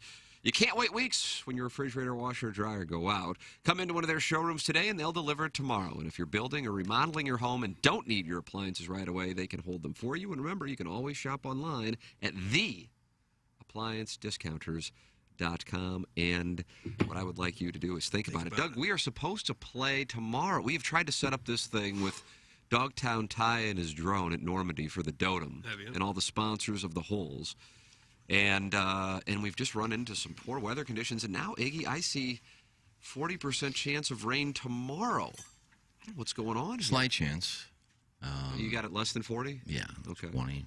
I mean, we can get it in. Okay. Not going to be terribly warm. It's going to be in the high 50s. Really? It says mid-60s on my phone. You got it going for high. Wow. I got high 50s. Wow.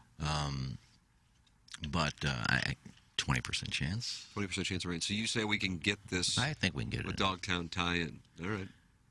I'll contact. Yeah, Mike. I mean, if we want to wait for perfect weather, I mean, we're waiting a week out. I mean, it's probably a week before we get back to 70, according to my Doppler. Now, what I'm seeing here, Doug, and I don't want to get people buzzing in the gallery, but starting next Thursday, highs in the 70s, lows in the upper 40s. Low 50s. It looks like things might start to happen a week from today. Okay. But I feel like I've said it to the people before. Yeah. Well, I have too. We're out of winter. I said spring is here. We haven't had any really cold weather with snow. But it'll probably be about a week before I actually see a lot of sun, too. Today may be the last day. I mean, you're going to have intervals of sun and cloud, but it's going to be a week before we warm up in the 70s and see more sun. Snow in April here would be pretty rare. But we go through this every year where we're so ready for spring, and then we get a couple warm days, and we say, spring is here, the bad weather is over, and then it's not quite over. It gets down into the 30s and 40s. It's rainy, and we get disappointed again. And it's just kind of the way April is. Well, I think we're done with the 30s. We are done with the 30s. Yeah, the 30s this morning.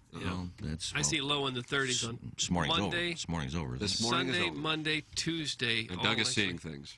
It's in the 30s. Yeah, you're looking high 30s, so it's going to be low 40s. Richard Roma is back. Raby? I don't know if it's Raby or not, but Richard Roma says tornadoes and nasty weather tomorrow, too. Ken, that was your prediction for yesterday. #fraudcast. Well, go back and check, because you're not going to see me saying there's going to be tornadoes on Friday. Guys just make things up. They made things up about, what was it about I said that the Corn Ferry Tour doesn't play for another 8 months. Yeah. Why'd you say that? When Well, I didn't say that. I listened to it, and what you were referring to was that the guys on the Korn Ferry Tour right now won't be on the PGA Tour for 8 months. Yeah.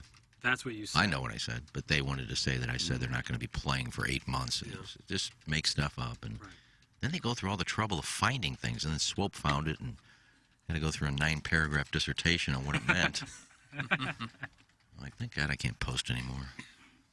Or you're permanently not allowed to post? No, I'm in the Cletus jail. I have to get my post approved by you and Jackson. So I just said, I'm not even going to post anymore. I'm not going to make you guys go through that. So screw Doug, it. there are 48 pending posts. They're all and really I do see great. one from Iggy. Posting a Pitbull video? Yeah, you can forget that. That was like a week ago. Okay. And you got put in this jail because you threatened to murder someone? Is that right? No, I posted a picture of Ron Burgundy's boner in Anchorman. That was sexually something. I don't know. Stepped what it over was. the line. Well, he was dressed. But he was tented. Well, Cameron Young has a boner on the course at Harbortown. He is 6 under through 10. Doug, the Demon Deacon, had been struggling, but here he is just really on a heater right now at Hilton Head. What do you see from his play? Well, his play has been consistent, first and foremost, and I think he's playing with some confidence now.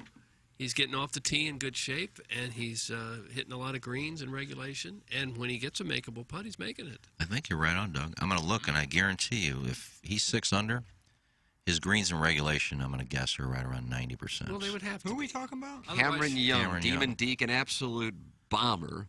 Cameron Young. Oh, is he one that's always up in the top with driving distance? Is that? He's a bomber.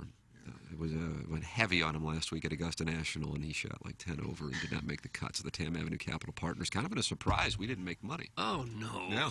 Well, I was close, Doug. You'll have one of those. Driving accuracy, 75%. Greens in regulation, 70%. Wow. He's gaining almost two strokes on the in putting. Okay. So, in these small greens, I mean, if you're hitting greens... well, in large greens, too, if you're hitting them, you're better off. You're going to score better.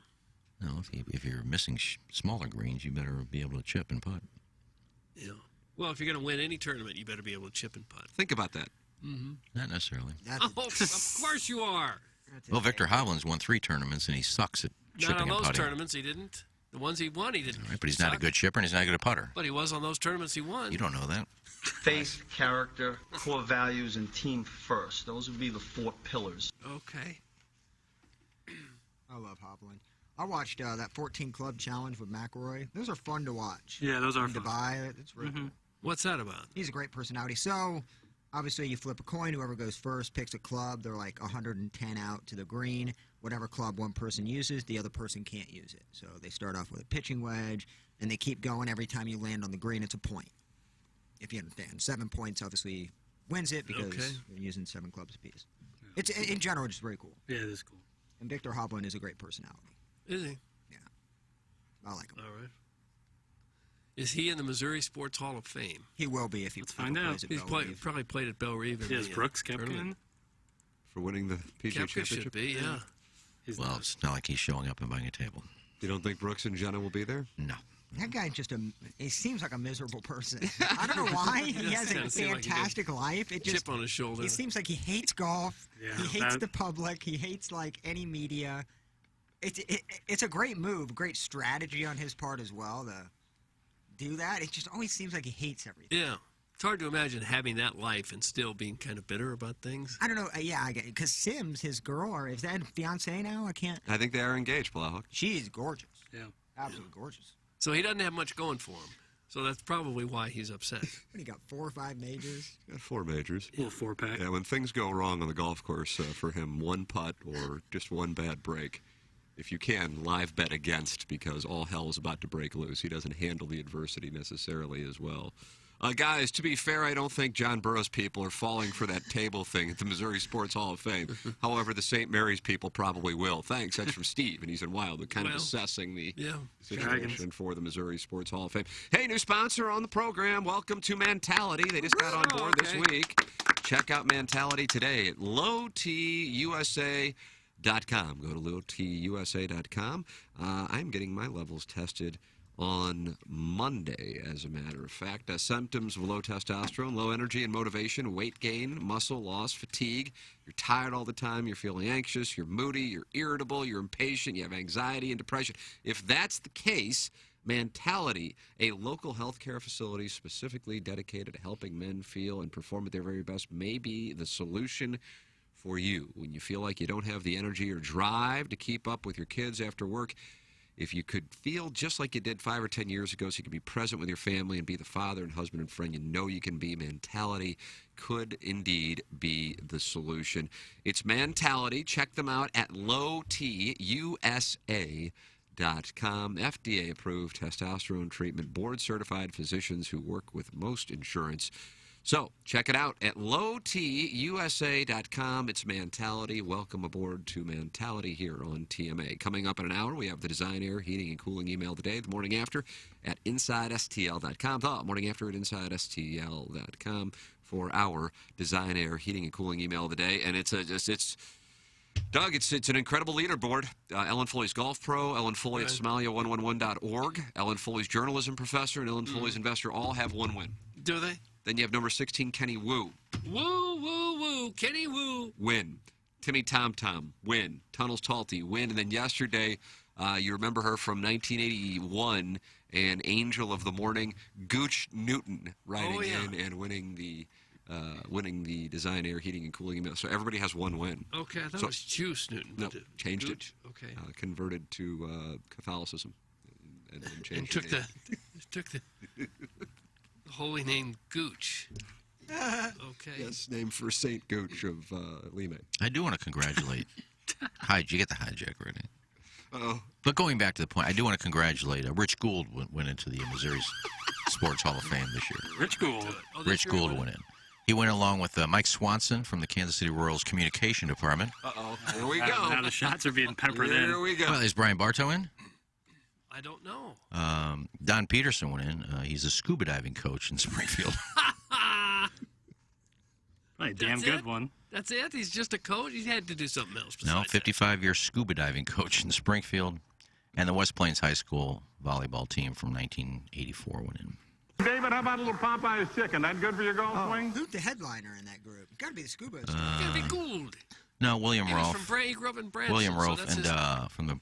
Willie Rolfe? Yeah, he went in. And Matt, with the Saints, the Chiefs. Yeah, great offensive tackle. And Matt Holliday went in, actually. Matt the Bat. No, Matt Holliday's not from Missouri. No, play for the Cardinals, huh? Where is he? I know he's living in Stillwater now, but where is he born and raised? Anybody know? Anyone want to take some guesses? I thought it was Oklahoma. I thought so. Wasn't his dad a coach in Oklahoma? Oklahoma would stand to reason, but when Jackson says anybody would take some guesses, that's a tell to me that it might not be Oklahoma. That's my read. I could be wrong, Doug. I don't know. I can't see Jackson to get to see which arteries are pumping and which are. I can't tell. His son is unreal. And you remember... Rake Show. He is, I think, a top 5 prospect along with Andrew Jones's kid as well. Kind of random. Is he? 2 former Major League. But you remember the kids... He would have them out on the field before the game throwing. Yeah. It's I saw them in amazing. spring training when they were little kids in Cardinal uniforms catching Major League fly balls. His and kids pop-ups. are just raking. One's named Jackson. Yeah, he's the perfect baseball dad. He doesn't get, he's involved but not involved to a point, not force anything. Like the coaching kind of do their thing. I love Matt Holliday. The answer is Stillwater. Oh, wow. Is it Jackson really? kind of bluffed. Yeah. He gave what we call a false tell in the industry. Yeah. Hey, remember the story that was on the front page of ESPN.com yesterday on Mike Schilt getting accused of Right. an interaction with the Giants' first base coach that, quote, reeked undertones of racism, according to Giants coach Antoine Richardson. They met yesterday before the Giants and Padres played. And in a joint media session, Richardson, San Francisco's first base coach, told reporters that, quote, in no shape or form does he think Schilt, San Diego's third base coach, is a racist, but that he's trying to, quote, bring awareness to how words impact certain communities, even though they may not have ill intent. Richardson said Schilt shouted, quote, you need to control that mother effer toward the Giants' dugout after the two had a brief exchange in the third inning. When Richardson, who was black, rose to the top step of the dugout and replied, excuse me, he was ejected from the game by crew chief Greg Gibson, he said. That seems like a rather simplification. I can't imagine that Greg Gibson...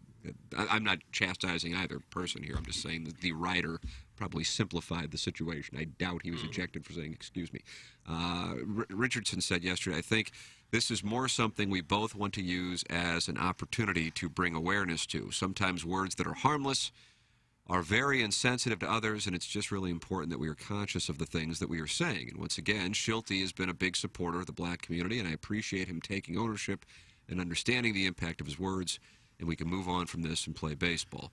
Schulte said his words were clearly misinterpreted, and his value as a human is to love people. Quote, I appreciate him clearing that up for myself and my family, because it's really important that it is clear.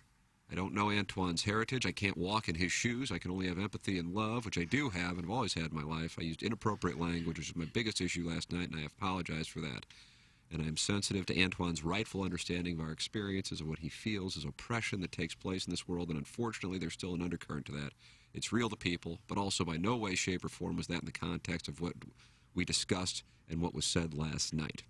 So there was Mike Schulte and Antoine Richardson. I think it's right if we talk about it that we have a follow-up when they address it. And I believe they hugged before the game yesterday as well. Yeah, that was a cool video, kind of. So the lesson is don't curse at each other. Is that what they're saying? Well, I think the Giants coach wanted just an open dialogue. He didn't say it was actively racist, but it could come off of that with some people. And I didn't see, you see and hear things all the time on the field. Schulte obviously felt bad about it. I like that they kind of squashed the beef and they're kind of using it as a I could be wrong on this, but I think Mike Schulte said, you call me a racist, that's a serious thing. Yeah. And that wasn't racist at all. Maybe I was out of line for calling you a mother effer. Yeah. Although I would imagine guys call each other mother effers in baseball and all sports all of the time, and the microphones don't pick up on it. But either way, we are going to do this publicly so cameras can catch it, and we're also going to address the media, and you are going to say that this was not racist, and I'm going to apologize for saying what I said. But I can't have it attached to me as a guy who wants to manage again in baseball that I'm a racist. So this has to end right now. So yeah, from my that would have been a career killer. Yeah. 100%. Yeah, it's pretty unfair to make those charges when you don't know. So I like Mike Schulte. Stop cursing at each other. Yeah, I like Mike Schulte too. Just stop screaming at each other.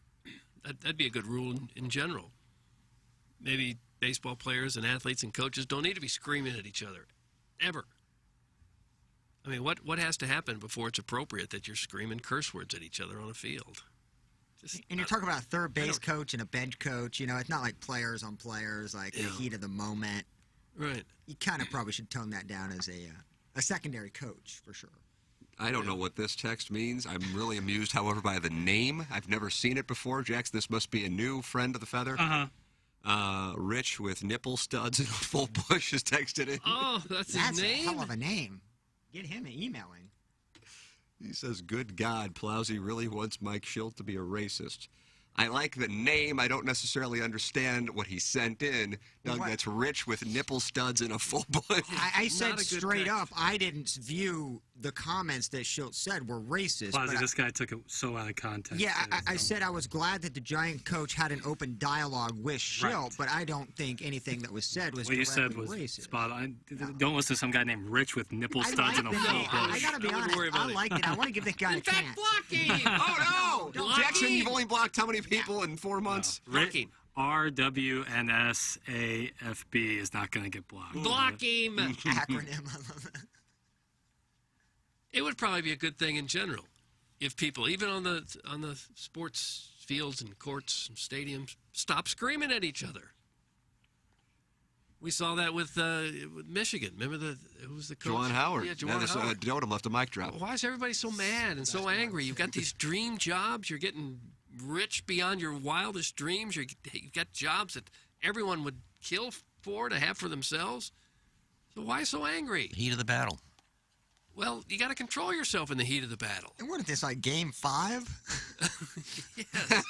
I mean, we need to probably calm her down. You're going to have some health There's issues. like 30-mile-an-hour winds out to center field, 50 degrees in San Francisco, and Schultz over there is a backup third base coach, mother effing the first base coach. You're not even on the team. What's going on? on. You're filling in. I don't care what the game is, how big the situation is. You don't have the right to go nuts like that. One of the stupidest things I've ever seen was George Brett going so crazy when they took his home run away. That was the actions of a madman. The helmet Just because you didn't get your home run, The pine you thought tar. the pine tar was Was that too 81, far. 82? For him to 83? explode like that, that's lunacy. What about That's insanity. dugouts with no railing? So if a foul ball, if I smack you in the mouth, isn't that kind of stadium? That was Yankee Stadium third baseline. I think you're right. Right. God, that is so bananas to me. Same with like bullpens on the side. That's crazy too. I don't get the That's bullpen. what Busch Stadium was like up until they did the retrofit in like 96 I think. Oh, man. That's where Terry Pendleton made an over-the-shoulder catch in Game 3 of the 1985 World Series and gunned down a runner at home that they say turned the series around. I kind of like those bullpens on the side. Oakland, San Francisco, I still think has Yeah, it. you can see who's warming up. That's why the Cardinals would say when they would play against the Giants, and they seem to play them in the NLCS often, it's brutal because the fans would just cuck them like crazy from the stands. They're just sitting right there. I would hate that. Not to mention you have to always be on alert because that's a high traffic foul ball area. Well, you're at a baseball game. You got a uniform on. Maybe it's okay to be alert. But how do you warm up? Like Jackson said, having that head on a constant swivel. They put a Don't player have there. it on a swivel. They put a player there. Another player in the Yeah, bench. they got a would guy sit with a there. glove standing in front of you. So Then they Yeah, that's a bad job too. Well, I'm sure they complained because they weren't getting paid for it. So now they put ushers down there, and they always find an usher that can't catch a ground ball. Oh, I've seen some make great plays. You know, for the majority of them, just can't catch, and it Those goes are under their probably- legs and out on the field, and the player has to go get it anyway. and- Probably somebody's son or a neighbor or a friend who got that gig. But to put the bullpens out in the stands, look at Busch Stadium. That took away 100 really good seats. Yeah. That people would have paid $50-$60 a piece for it. In all these stadiums, you're giving away some real estate there in the stadium that it's fairly good seats. The great Larry Thornton just texted in. This is a fun fact. I'd never heard this. You heard this? I know you've been out to that You've been to that ballpark, right? Which one? The one in San Francisco. Oh, yeah. Great ballpark. In San Francisco, they actually forgot about the bullpens and they had to add them in. I'm looking that up because if that's the case, That's gold. That's a great On what story. is, on a beautiful day in San Francisco, and you're at that ballpark, it is, I don't know where baseball-wise you would rather be. I mean, I guess San Diego's always live, but it is incredible. Yeah. That's on the Mount Rushmore. Good garlic fries at that stadium, do. too. That's their big special. You see the guy in the kayak that had a grill the other day? No. That is one hell of a setup. Yeah. I mean, that's beautiful. Apparently, it's an urban legend. That's an urban legend. Yeah. Yeah, these guys think of everything. But wasn't there a stadium in St. Louis? I don't know if it was the new Busch or was Scott Trade, but wasn't one they forgot to put bathrooms in or something? No, there's bathrooms in all the stadiums. I know now, but I think when they built it, they thought they were done. Wait, what about did we put bathrooms up there? They forgot to put toilets or something in. I almost remember reading something that they screwed up and there was a whole section of didn't have bathrooms. Then you just put porta johns. I don't remember that. They do have a list of 25 dumbest stadiums ever built, but I don't know if the bathroom thing is. Is the Edward Jones Dome live? I'm looking. That could be it. That could be it that they forgot to put things in there. I'm looking for it now. Edward Jones Dome had bidets, though. I thought that was cool. I didn't see a bidet there. Dude, that would be so funny. They had RC Cola instead of separate Coke or Pepsi. days. The architects RC were in a Cola. slump. The architects who designed that stadium Edward were in a Jones Dome, slump. baby. Is it listed? Number 15. Nice. Yeah, what a shame. What an absolute shame. That's growing up. I've only seen like high-level football games at Faroe Field and Edward Jones Dome. You never going to get a game at Arrowhead? Never been to another NFL stadium. Wow. And never been to another college stadium. So That was one of the tough things when I started doing radio in St. Louis 20 years ago. And people go, but it's so loud. And I go, yes, but because we would travel to all the stadiums with KMOV, Doug, we got, I mean, it's not because of any money that we had. It was our job. We got to see, and we knew that dome was, God, I don't know. I've been to Oakland Stadium for the A's. I was never there for a Raiders game. Have you been to Buffalo Stadium? I have. I hear that's a asshole. But the dome was, without question, so, I don't know if it's outdated, but just kind of dreary, and there wasn't a real it was just one of the positive worst vibe ones that we there. went to without question. Dark. bad lighting, really bad lighting. But a lot of people, don't get a chance to do what we got to do because of our job. So we got to see these other stadiums and going, holy crap, these games are atmospheres. And furthermore, they were atmospheres because you got to tailgate as the setups were conducive to people parking like at a a college football venue, like what you have at Arrowhead, because I know a lot of people have been to games at Arrowhead, and we didn't have that in downtown St. Louis. You're parking in like little lots, and it's chopped up, and we never had it, and that's a shame. Yeah, didn't have the land for that.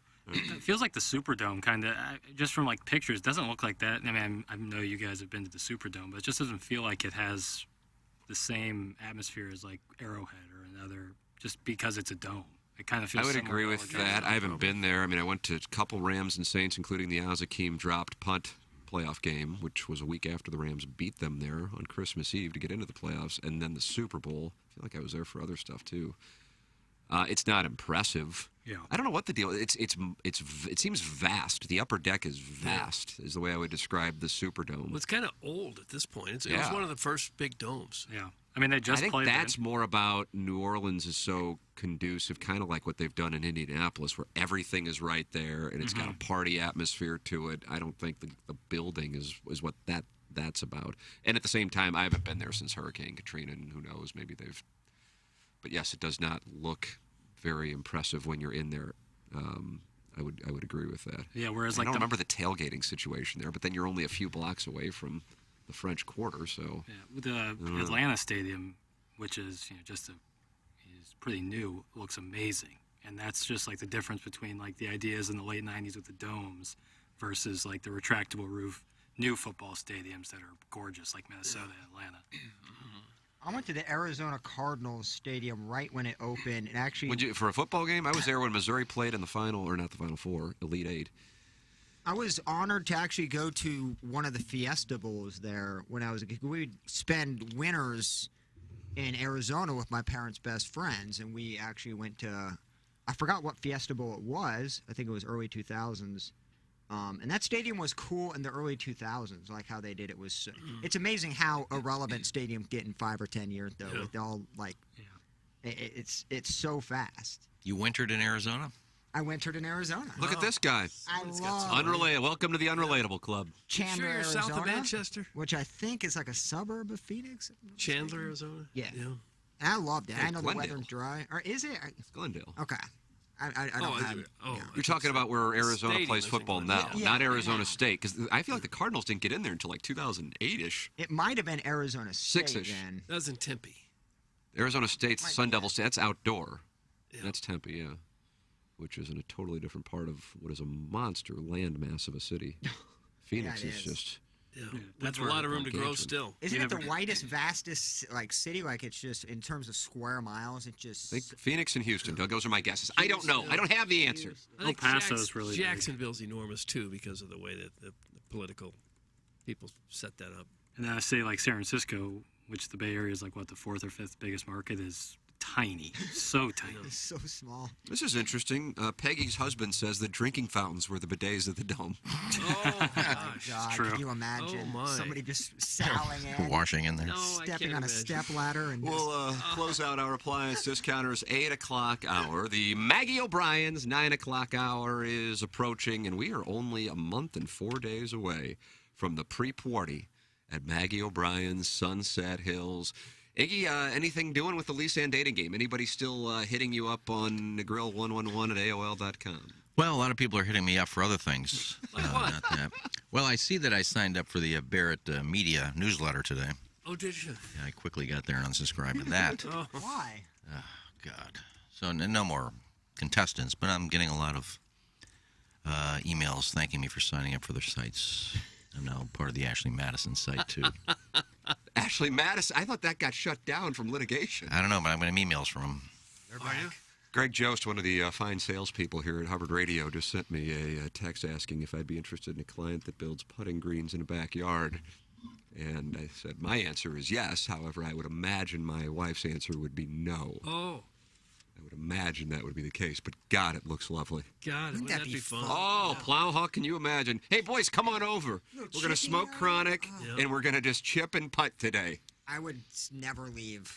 God. I have a buddy who has that. It's as Ladue good living, as Doug. advertised. Ladue living. It's as good as advertised. It is Is unbelievable. it grass or is it like some kind of No. special turf? One of my buddies is like a turf. The other one has real grass that has like. He's the old money. That is. Yeah, exactly. That'd be hard to maintain. He's got his own gardener coming in It's and doing it. Sick. You would have to have a professional cut. Oh, Sick. Can It has you like imagine how many strokes you'd shave if you had a putting green? I would be back there all day with like music and podcast playing.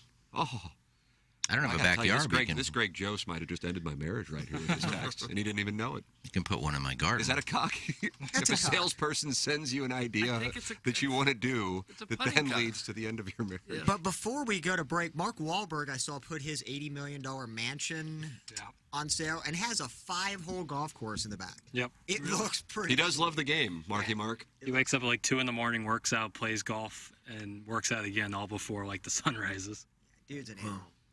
I think his production company's called Closest to the Hole. Yeah, they were the ones that handled Entourage. Yeah. Might be closest to pin.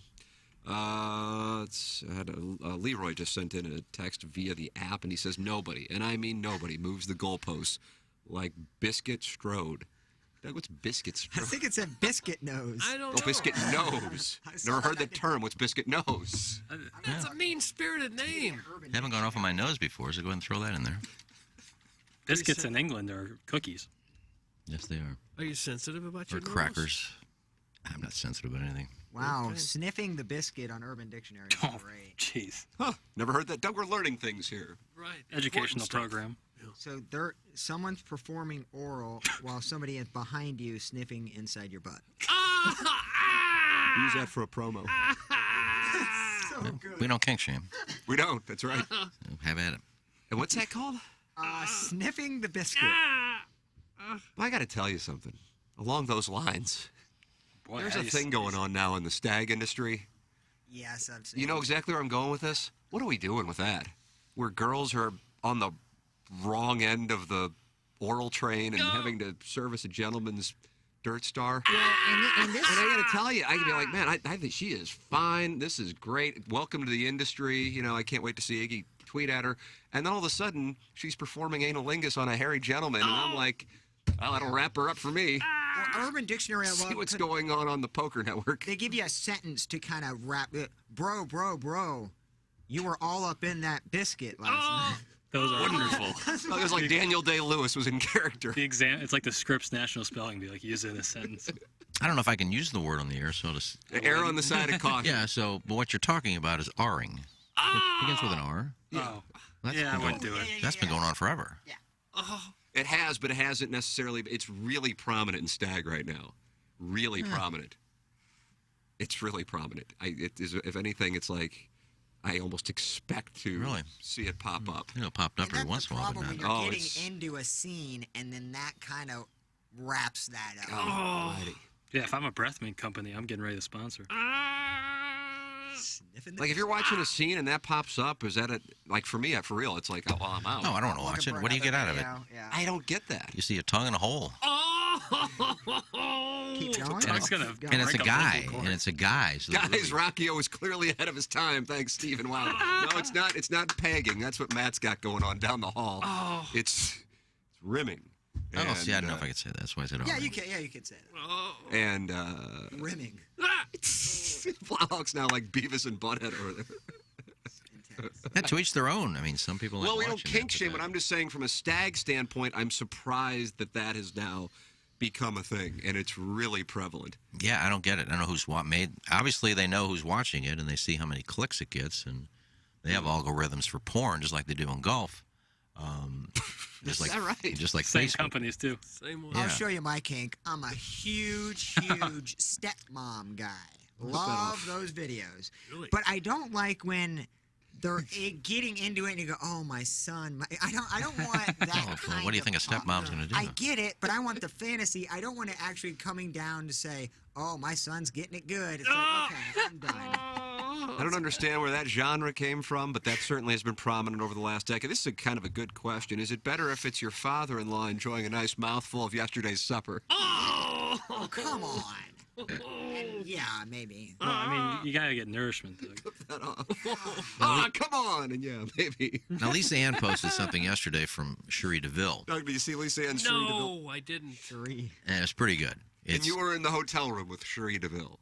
Me and Biff, yeah, along with Alex Lynx. And Alex and Cherie made out for you, according to Biff. Can you kiss for Tim? Right. Like tribute. She posted I don't know if it's real. It's a real water. It's called Liquid Death. Yeah, oh yeah. I drink liquid Yeah, all the Jackson time. was drinking it during one of the balloon party shows, and I thought he was boozing on air to get himself through it. Yeah, and it's basically something to keep you from drinking out of plastic. Right. It's really good water from the Alps. All right. She was promoting that and did a whole thing about stepmom. She was in a scene getting ready to do a stepmom, stepson thing, and she's talking about it. She goes, all right, where's my mark? Is my son ready? And Lisa Ann reposted this, and I thought it was funny as hell. I said, this is awesome on so many levels. Not only got the porn in there, but she got promoting, don't use plastic. It's not good. You can't recycle. Use this. So she's promoting Liquid Death, also getting ready to do a stepson scene. I thought that was energy drink until I looked it up. I did not know that was canned What water. is it? It's canned water? It's just canned spring water from the Alps. Jackson drinks it during and murder your thirst. And yeah, it doesn't.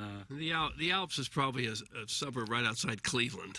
That's where the water's coming from. Right off of Lake Erie? Mm-hmm. We got a break. We have the Maggie O'Brien's 9 o'clock hour. Next, send your emails in the morning after at InsideSTL.com. A lot to work with there in the last few minutes. For the Design, Air, Heating, and Cooling email of the day, this is the Ryan Kelly Morning After from the Michelob Ultra Studios. Enterprise Contracting is your locally owned and operated storm damage insurance claims specialist in roofing, siding, and gutter replacement and repair. They can help evaluate your home for storm damage from hail and wind that the St. Louis area continually receives year-round. Work with the great Connor Lee at Enterprise Contracting. Give them a call and just mention the Ryan Kelly Morning After on 105.7 HD2 FM at 314-455-5000. That's 314-455-5000.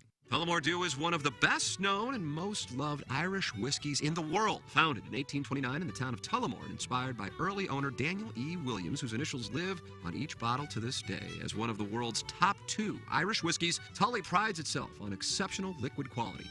The original triple blend of malt whiskey, grain whiskey, and pot still whiskey come together to create an unrivaled taste and character like no other in the category. Tullamore Dew, Irish whiskey, imported by William Grant & Sons, Inc., New York, New York. Please enjoy Tullamore Dew responsibly. Cuts of the Week are brought to you by Bertarelli Cutlery. Visit them on the Hill or online at bertarellico.com. Cut 1. This is Tunnels Talty. He covers the SEC. This is the best finishing line of all Ox time. on or off? I didn't get to read it. Is it on now? Ox is on now. It wasn't on Me before. on with Feinbaum and All hell is breaking loose in the YouTube chat. It's hard when we talk and forget about that. Think how many Cut cakes did get spit because of that. Cut 2. I don't know if he's still listening. Say hi to my nephew. Are you hijacking this discussion? We're talking about domes, what should be retractable roofs. Important conversation. Take 1 second. Say hi to my nephew, Isaac. What in the world is that about? Just say hi to him. Hi, Isaac. There you go. He's in the car listening, so I just told my niece I'd say hi. Now let's get back to him. Oh, for heaven's sakes. My goodness. Hey, Isaac. What up? Everyone say hi to Isaac. Hi, Isaac. There you go. I hope you're happy, Isaac, for what you've done to this discussion. Man, we had a good one going. We're talking retractable roofs. That's exactly right. I threw in an Isaac real quick. Look at the weather out here. We could have, and we were all caught unawares because the forecast was Really? hazy. Correct. I haven't got an email, Tim. When do we head down to Jupiter? Doug? Next week? Ask Isaac. He seems to have all the answers. Nice, Doug. Cut 3. Ox on, plowboy. Ox on, plowsy. Ox.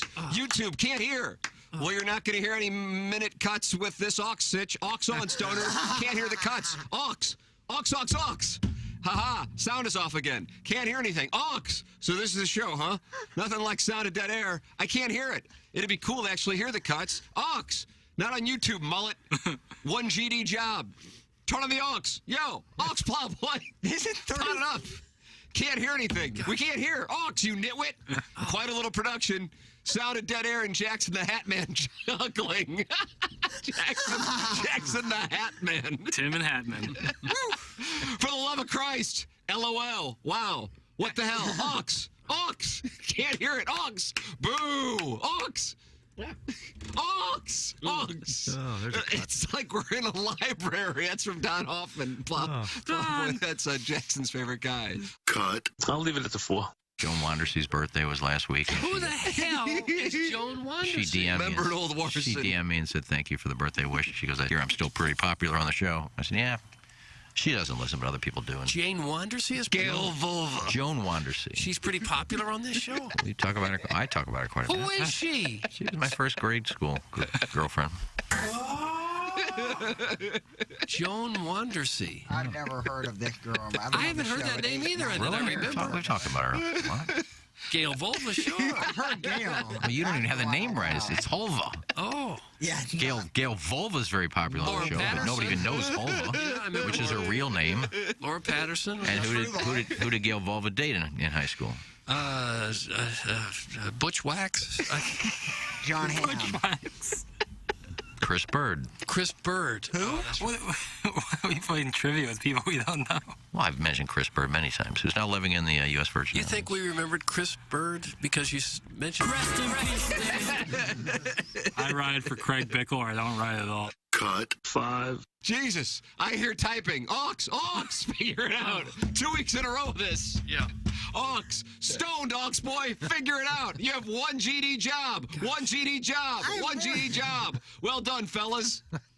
One GD job! One GD job! This is in 45 seconds of the I just hear giggles and breathing. How is this so difficult? One GD job! One GD job! Oh, God. Look. Do better. It's not on. My God. Ox. Oh, for the love of Pete. Do your job.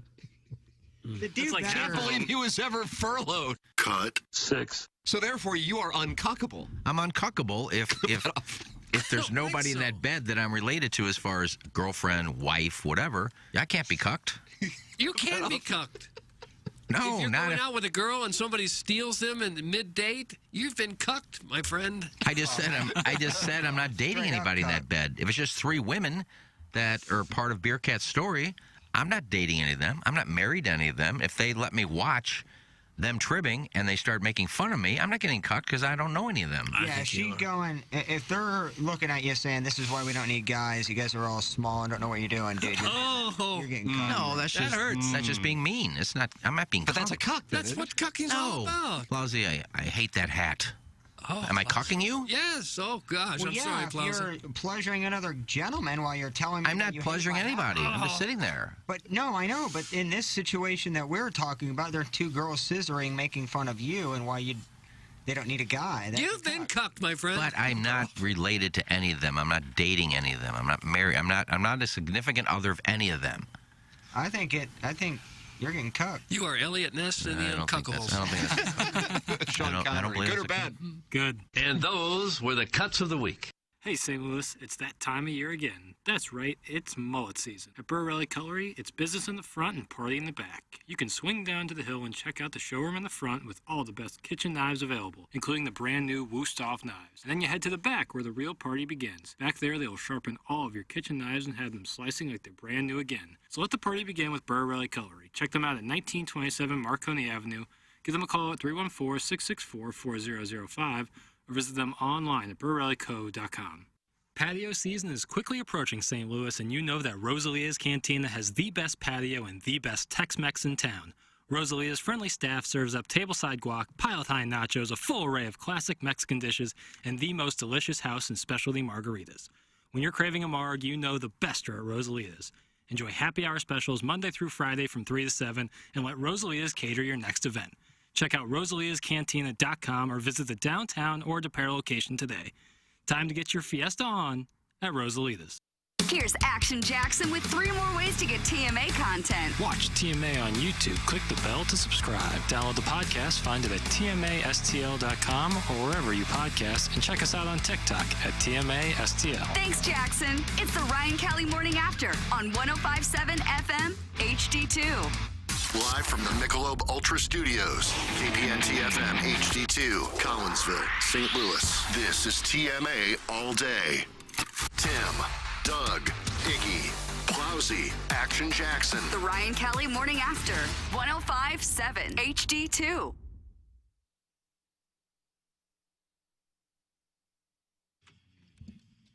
Oh, there he is. We just started, Iggs.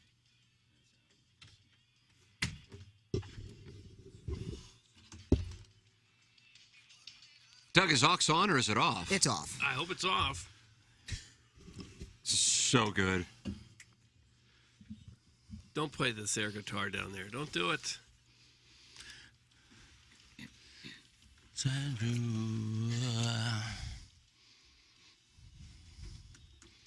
I'm not going to sing. I'm going to let them go. Well, they can't hear anything then on YouTube. They need you to sing. They can on the stream. But not on YouTube. Is this really those Lonely Boys? Spelt that out. Well, that's disappointing. Walk away. Nice.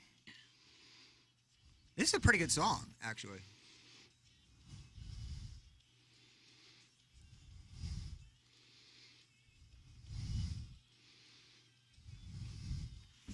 Kind of puts it in perspective. Please don't. Well, they got a lot of good songs. Unfortunately, all everybody wants to hear is Heaven. That's because of Raby, I think.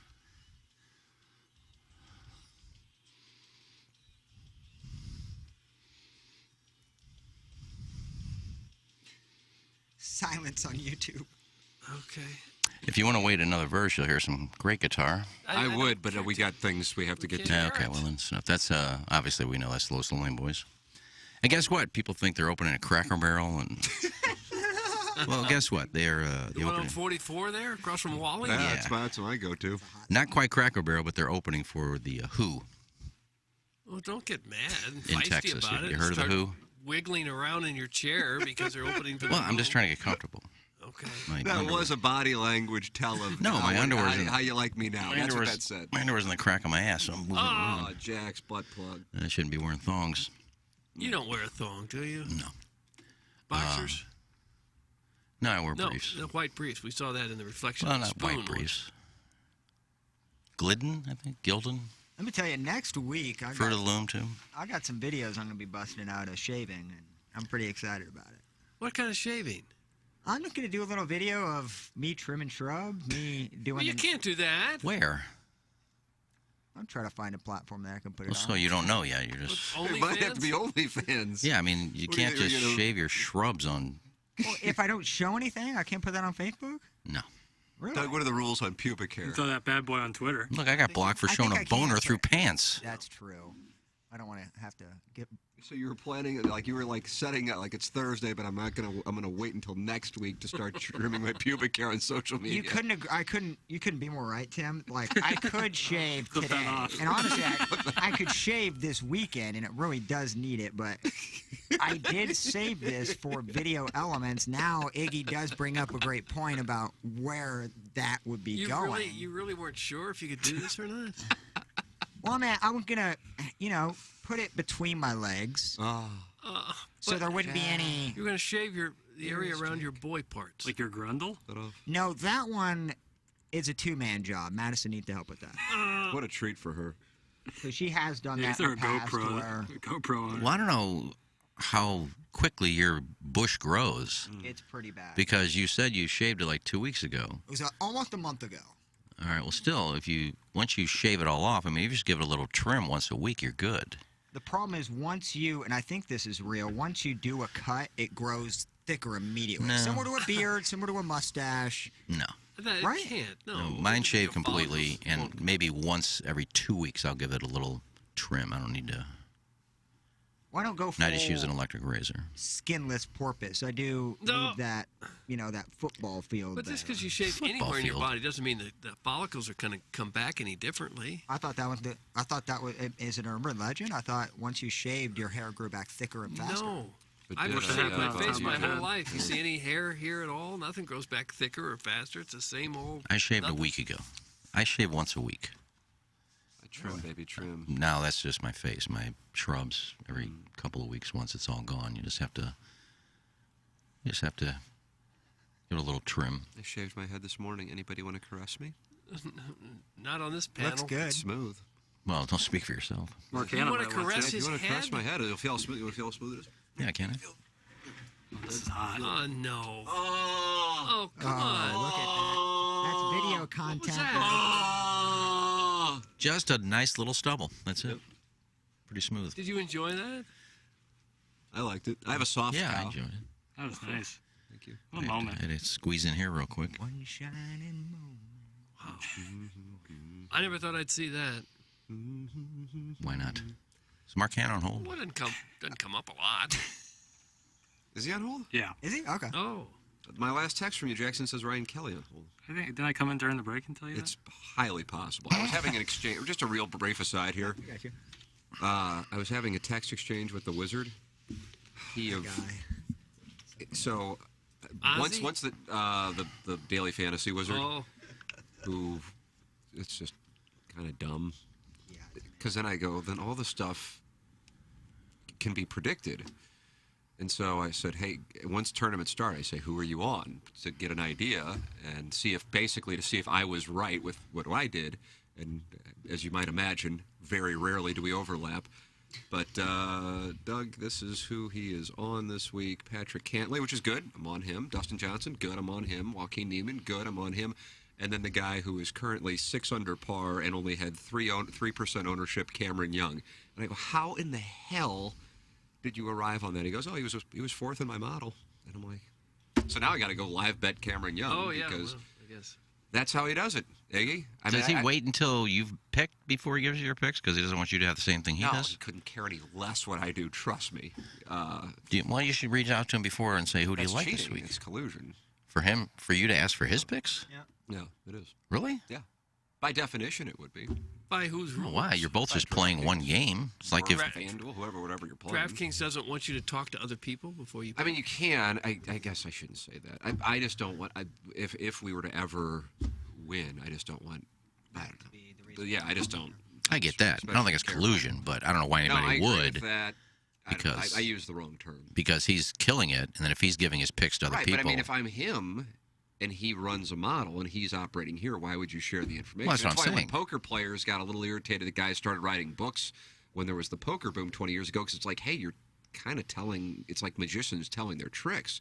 You're letting the population know how to do this, how we make our money.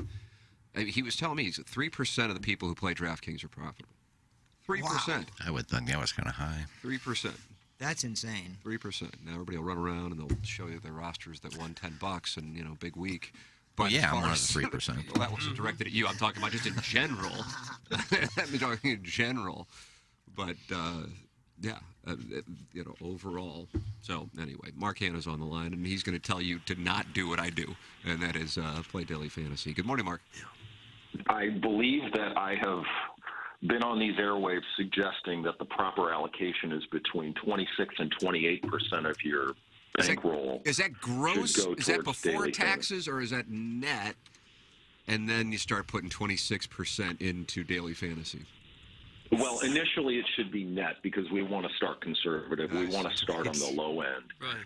And then as you basically get cleaned out because you follow the Tim McKernan wagering strategy, that's when you get more and more desperate and you put more and more in. You're chasing them.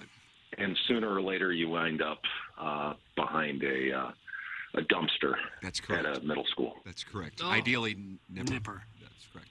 Yeah, Nipper Elementary. That's where they're dumping bodies now? No. That's where you're living when you play and follow the Tam Avenue. Pretty cool spot. It is a nice spot. Magic house access. You'll see the guys.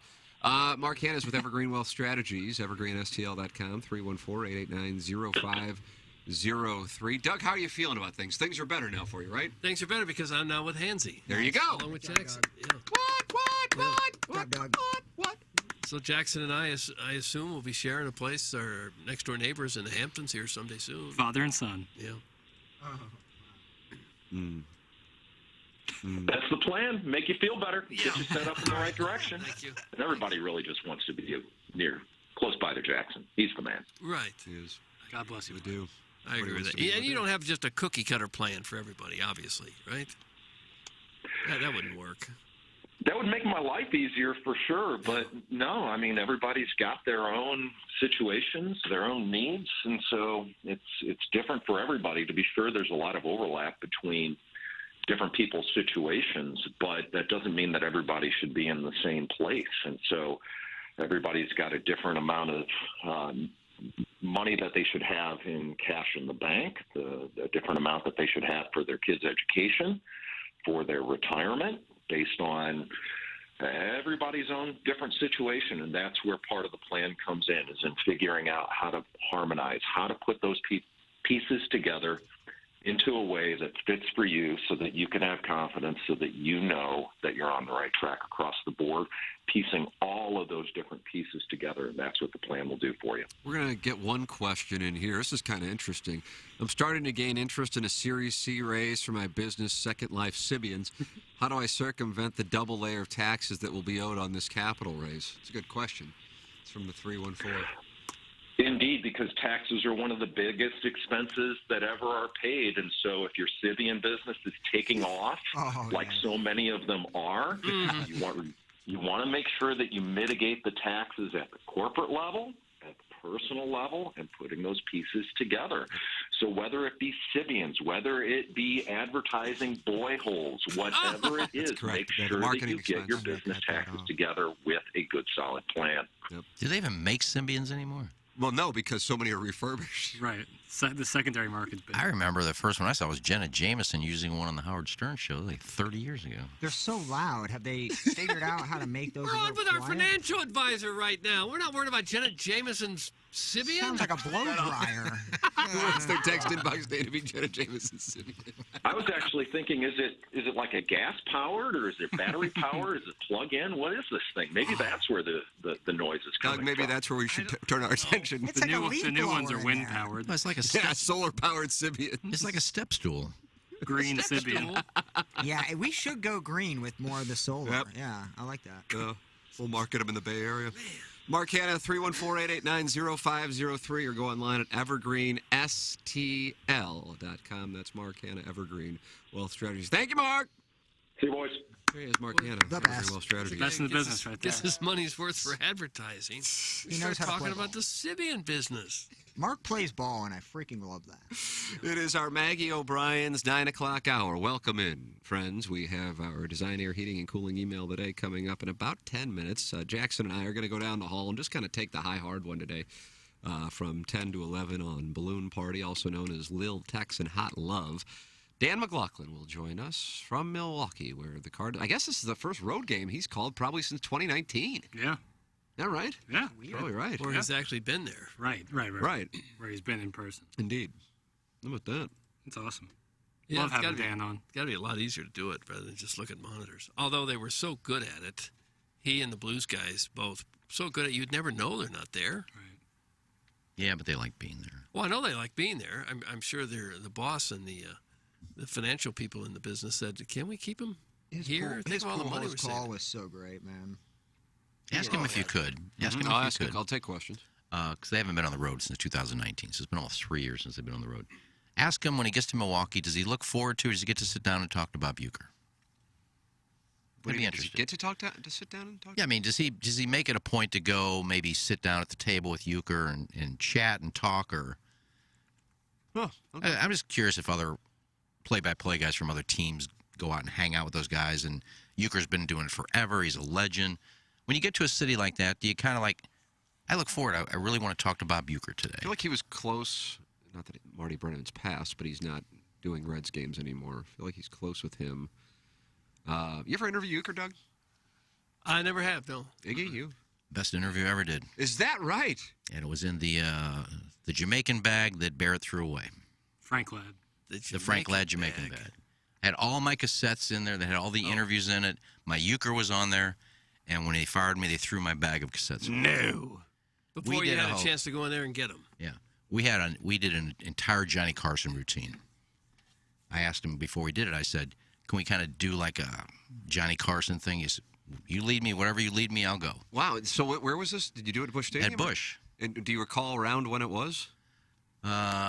When was Renee Latchman part of the Cardinals? Doug, he was there 96. He was there at third base when McGuire hit 62 and 98. I don't know how much longer he was there beyond that. Because he was a manager and then became a coach of the Cardinals. He was with the Marlins.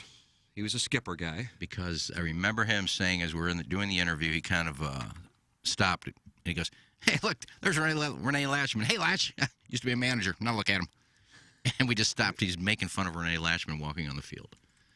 It was just he talked about the Hall of Fame, and I think my favorite line was he goes, I was talking about Ray Lankford. I remember Lankford, he was trying to negotiate his contract in the paper.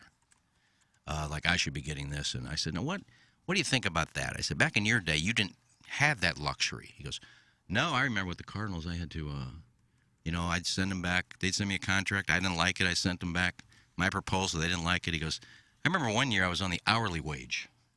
He goes, for like a night game, I get there like 10 in the morning. For a day game, I get there like 5 in the morning. At the end of the year, I made $50,000 just in overtime.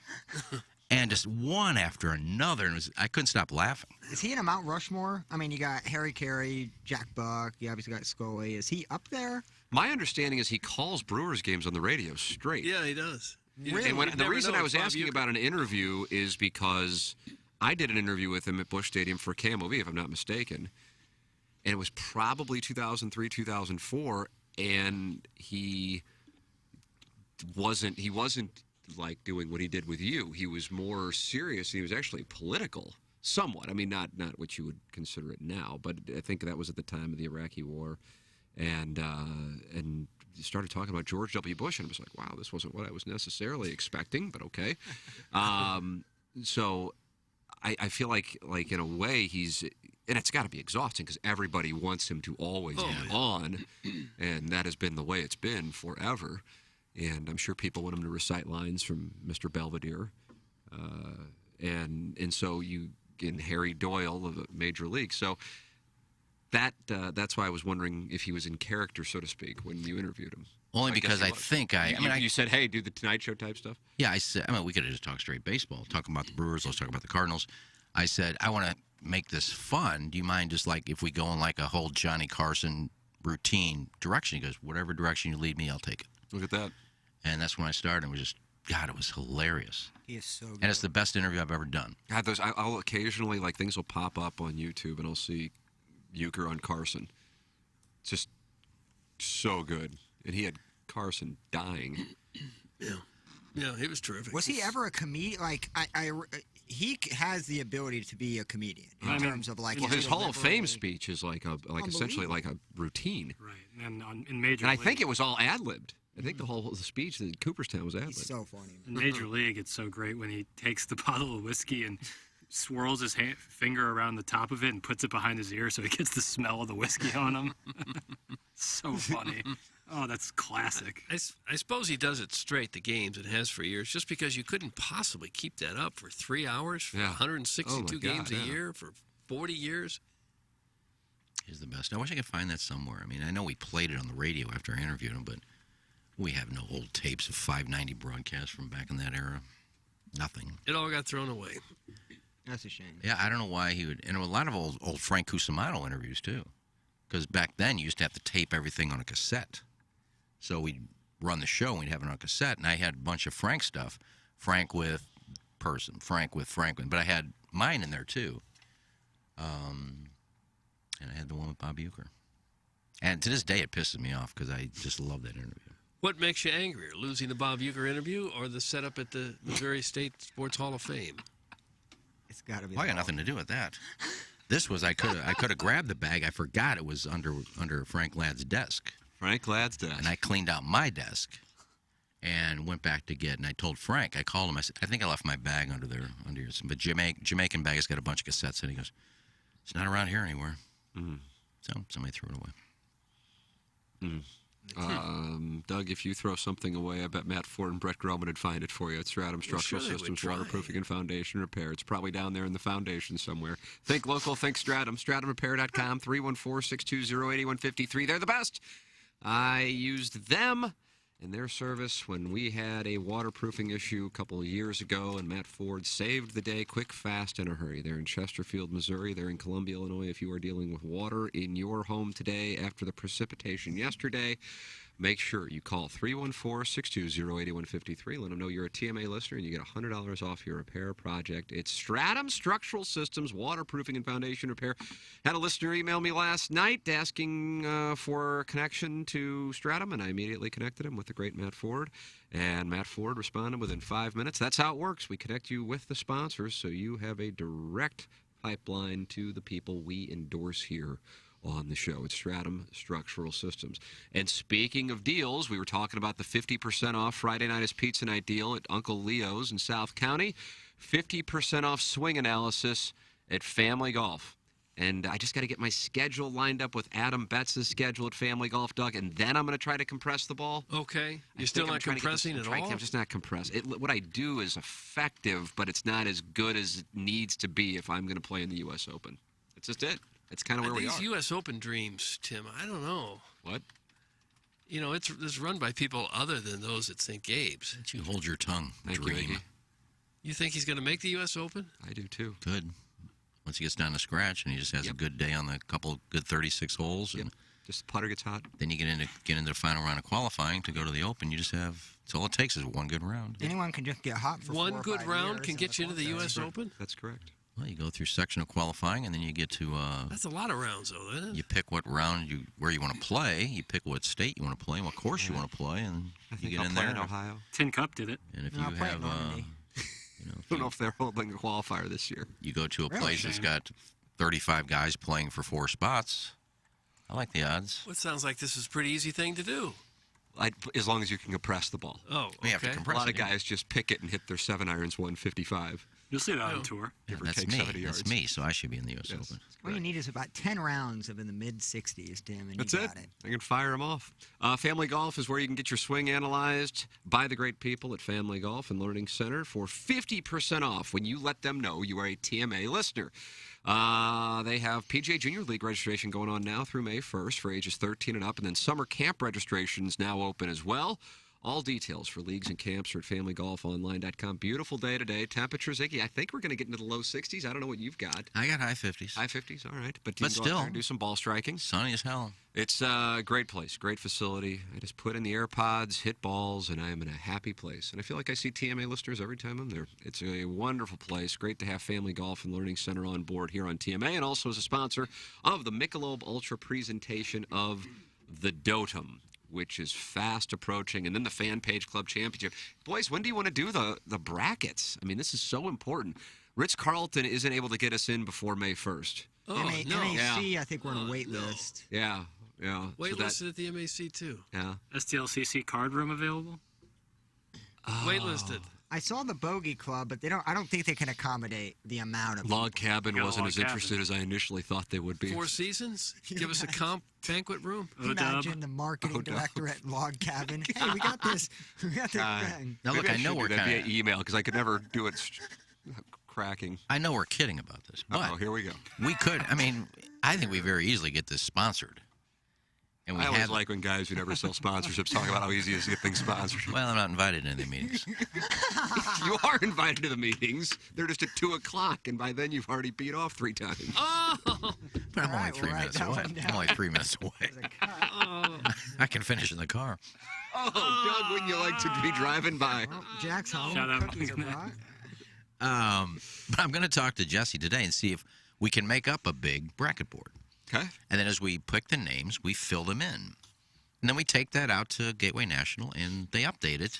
So it's a big bracket board, and Like you a can big see where we bracket are. They have to update it to people who work out there? They're getting the scorecards. Well, nobody had that. I mean, is Tim going to be Sean there Barnes' every interest day? level in doing this. Is Tim going to be there every Why are day? the And people that work Tim, there? we're playing our match Thursday. I'll be out there to get the results. No, they got to turn their card into to the clubhouse. Yeah, but you Are you think talking those people about- aren't busy already? They're not going to Well, they're running the tournament.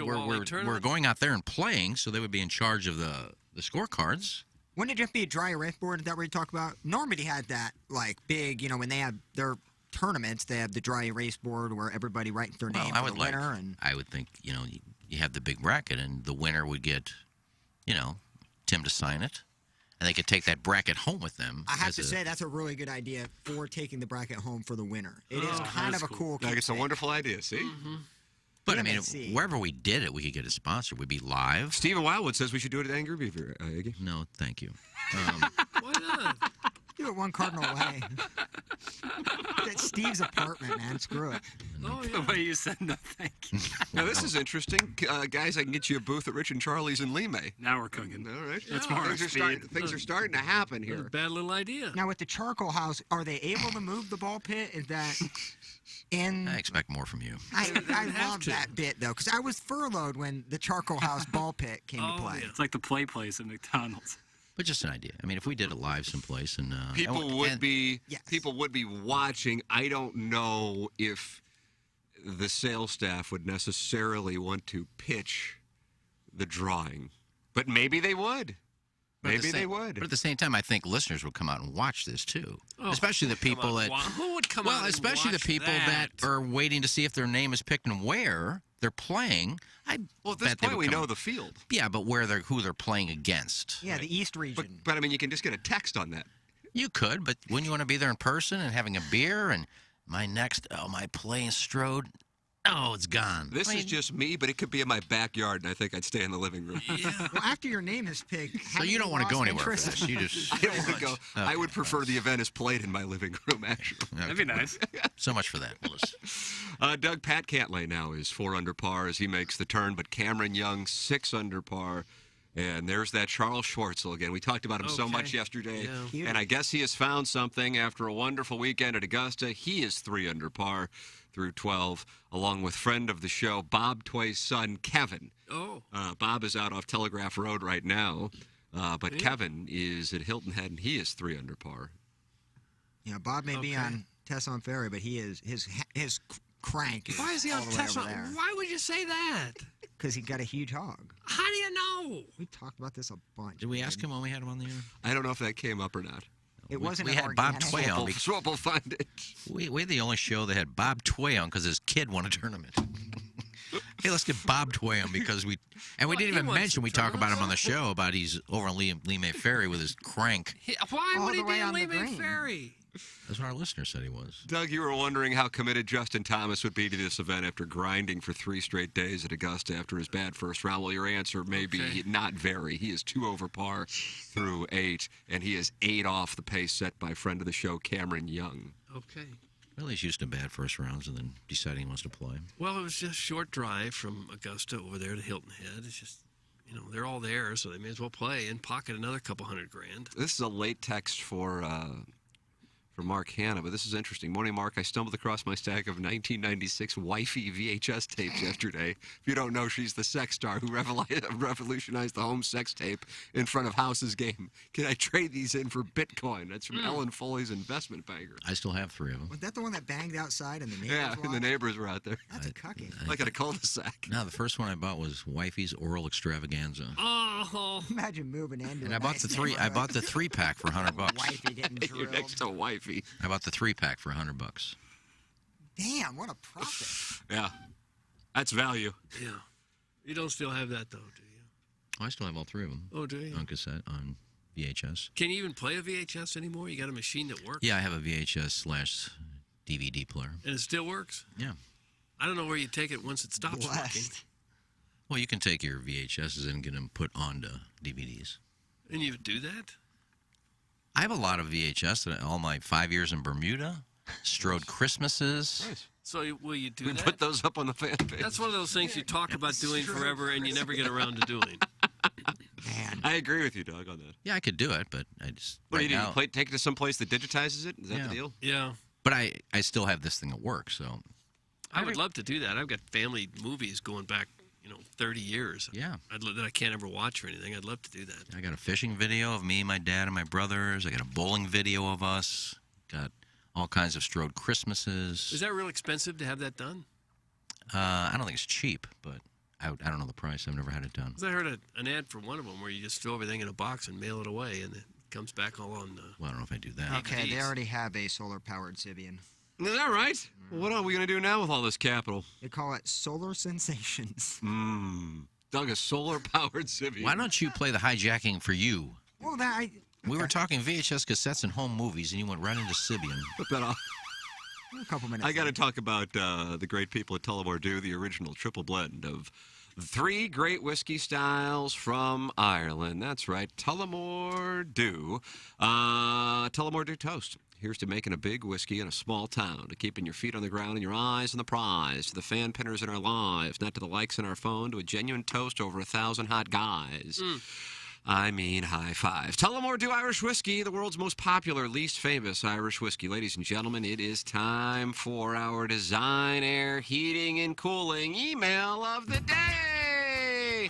What? Well, a lot of people didn't make it to the filtered file, I see, Jackson. Time constraints. And Young, just wanted to follow up on that delightful Boots Does Citizenship variety hijacking hour. Yeah, this one made it, though, right? Definitely. I can confirm that as the Hall of Fame wannabe asserted, when a baby is born in a foreign land, they have to be registered at the U.S. Embassy before they receive citizenship.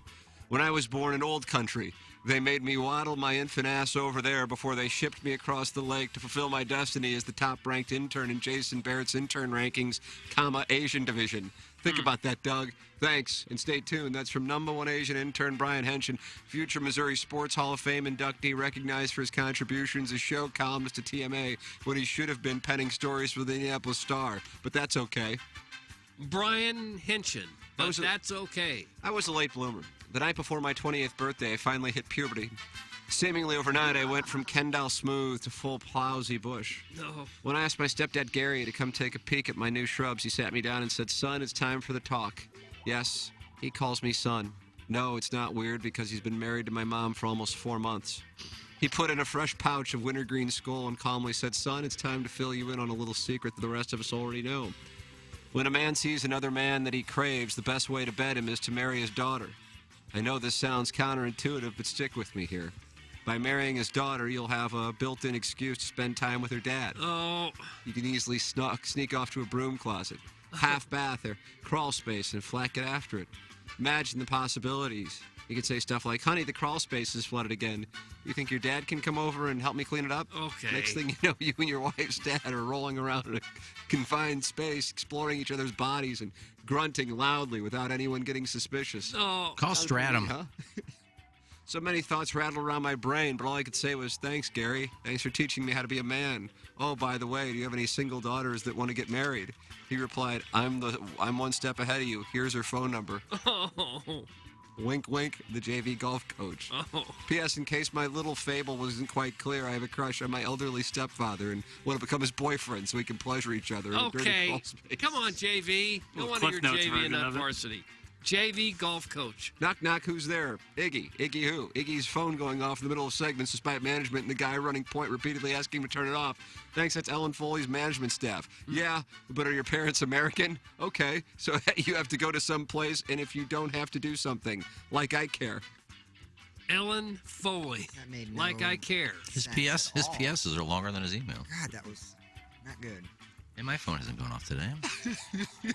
Hey guys, what are we talking about? Oh, we're hearing from some raging idiot from 101 who woke up from his diabetic coma, couldn't shake the rage that filled him from a 3-day-old NBA take and decided to cross that rickety bridge connecting moron trapped in a bad marriage who gets mad at completely benign Radioland to the fabulously homoerotic little burg of TMA so he could share the garbage thoughts rattling around in that tin head of his with a group of people who are as interested in hearing them as they are in getting a nail in the dong. Well, that's cool, but F the Missouri Sports Hall of Fame. Yep, total bunch of losers if you ask me. Can you believe those suck-asses actually put Bo Jackson in this thing because during his 1 year as a Royal, he caught an 8-pound bass while out on a pontoon boat at Table Rock Lake with fellow inductee Raleigh Fingers? What's that, Jackson? Absolutely nothing I just said is correct. Well, that's cool, but I got a haircut yesterday. Yep, spent a nice little relaxing 2 hours or so getting my hair chemically blasted to an icy white so that I can maintain that head like a piece of carrot cake look all your normal 65-year-old men are after these days. Anyway, who wants to know how citizenship is established for folks born overseas? Now, bear in mind that I have neither experience with nor knowledge about this process, but I think it would be a good use of everyone's time to spend 15 minutes or so making declarative statements that could instantly be disproven if everyone hearing this trek wasn't too damn bored by the whole thing to lift a finger to Google the answer. Anyway, I gotta run. I have this sick pit bull video I want to post to the fan page, but I have to go ask my 24-year-old work dad for permission before Zuck will let me do it. Thanks. That's from Timmy Tom Tom. Michelle, guess what we have for the Design Air Heating and Cooling email today. What you got? Icy white and oh my God. It's not icy white, is it? Well, I did like the JV Sharp golf look. coach. It is a sharp I did like him, but I think Timmy Tom Tom was a little better. Yeah, Timmy Tom Tom, congrats. Timmy Tom Tom is shipped. The Design Air Heating and Cooling email of the day. Jackson and I have to head down the hall, Doug, and just kind of settle in and take a beating for 60 minutes. But we'll come out the other side of it better for it. That's how I view it. We'll come out the other side. Dan McLaughlin will join us at 10:45 for the Plowhawk, for Action Jackson, for Kenneth Iggy Strode, for my brother Kevin, for Douglas Elvin Vaughn. I'm Tim McCartan. This closes out our Maggie O'Brien's 9 o'clock hour and the Ryan Kelly Morning After on 105.7 HD2 FM, the potted plant from the Michelob Ultra Studios. Here's Action Jackson with 3 more ways to get TMA content. Get the TMA mobile app and enable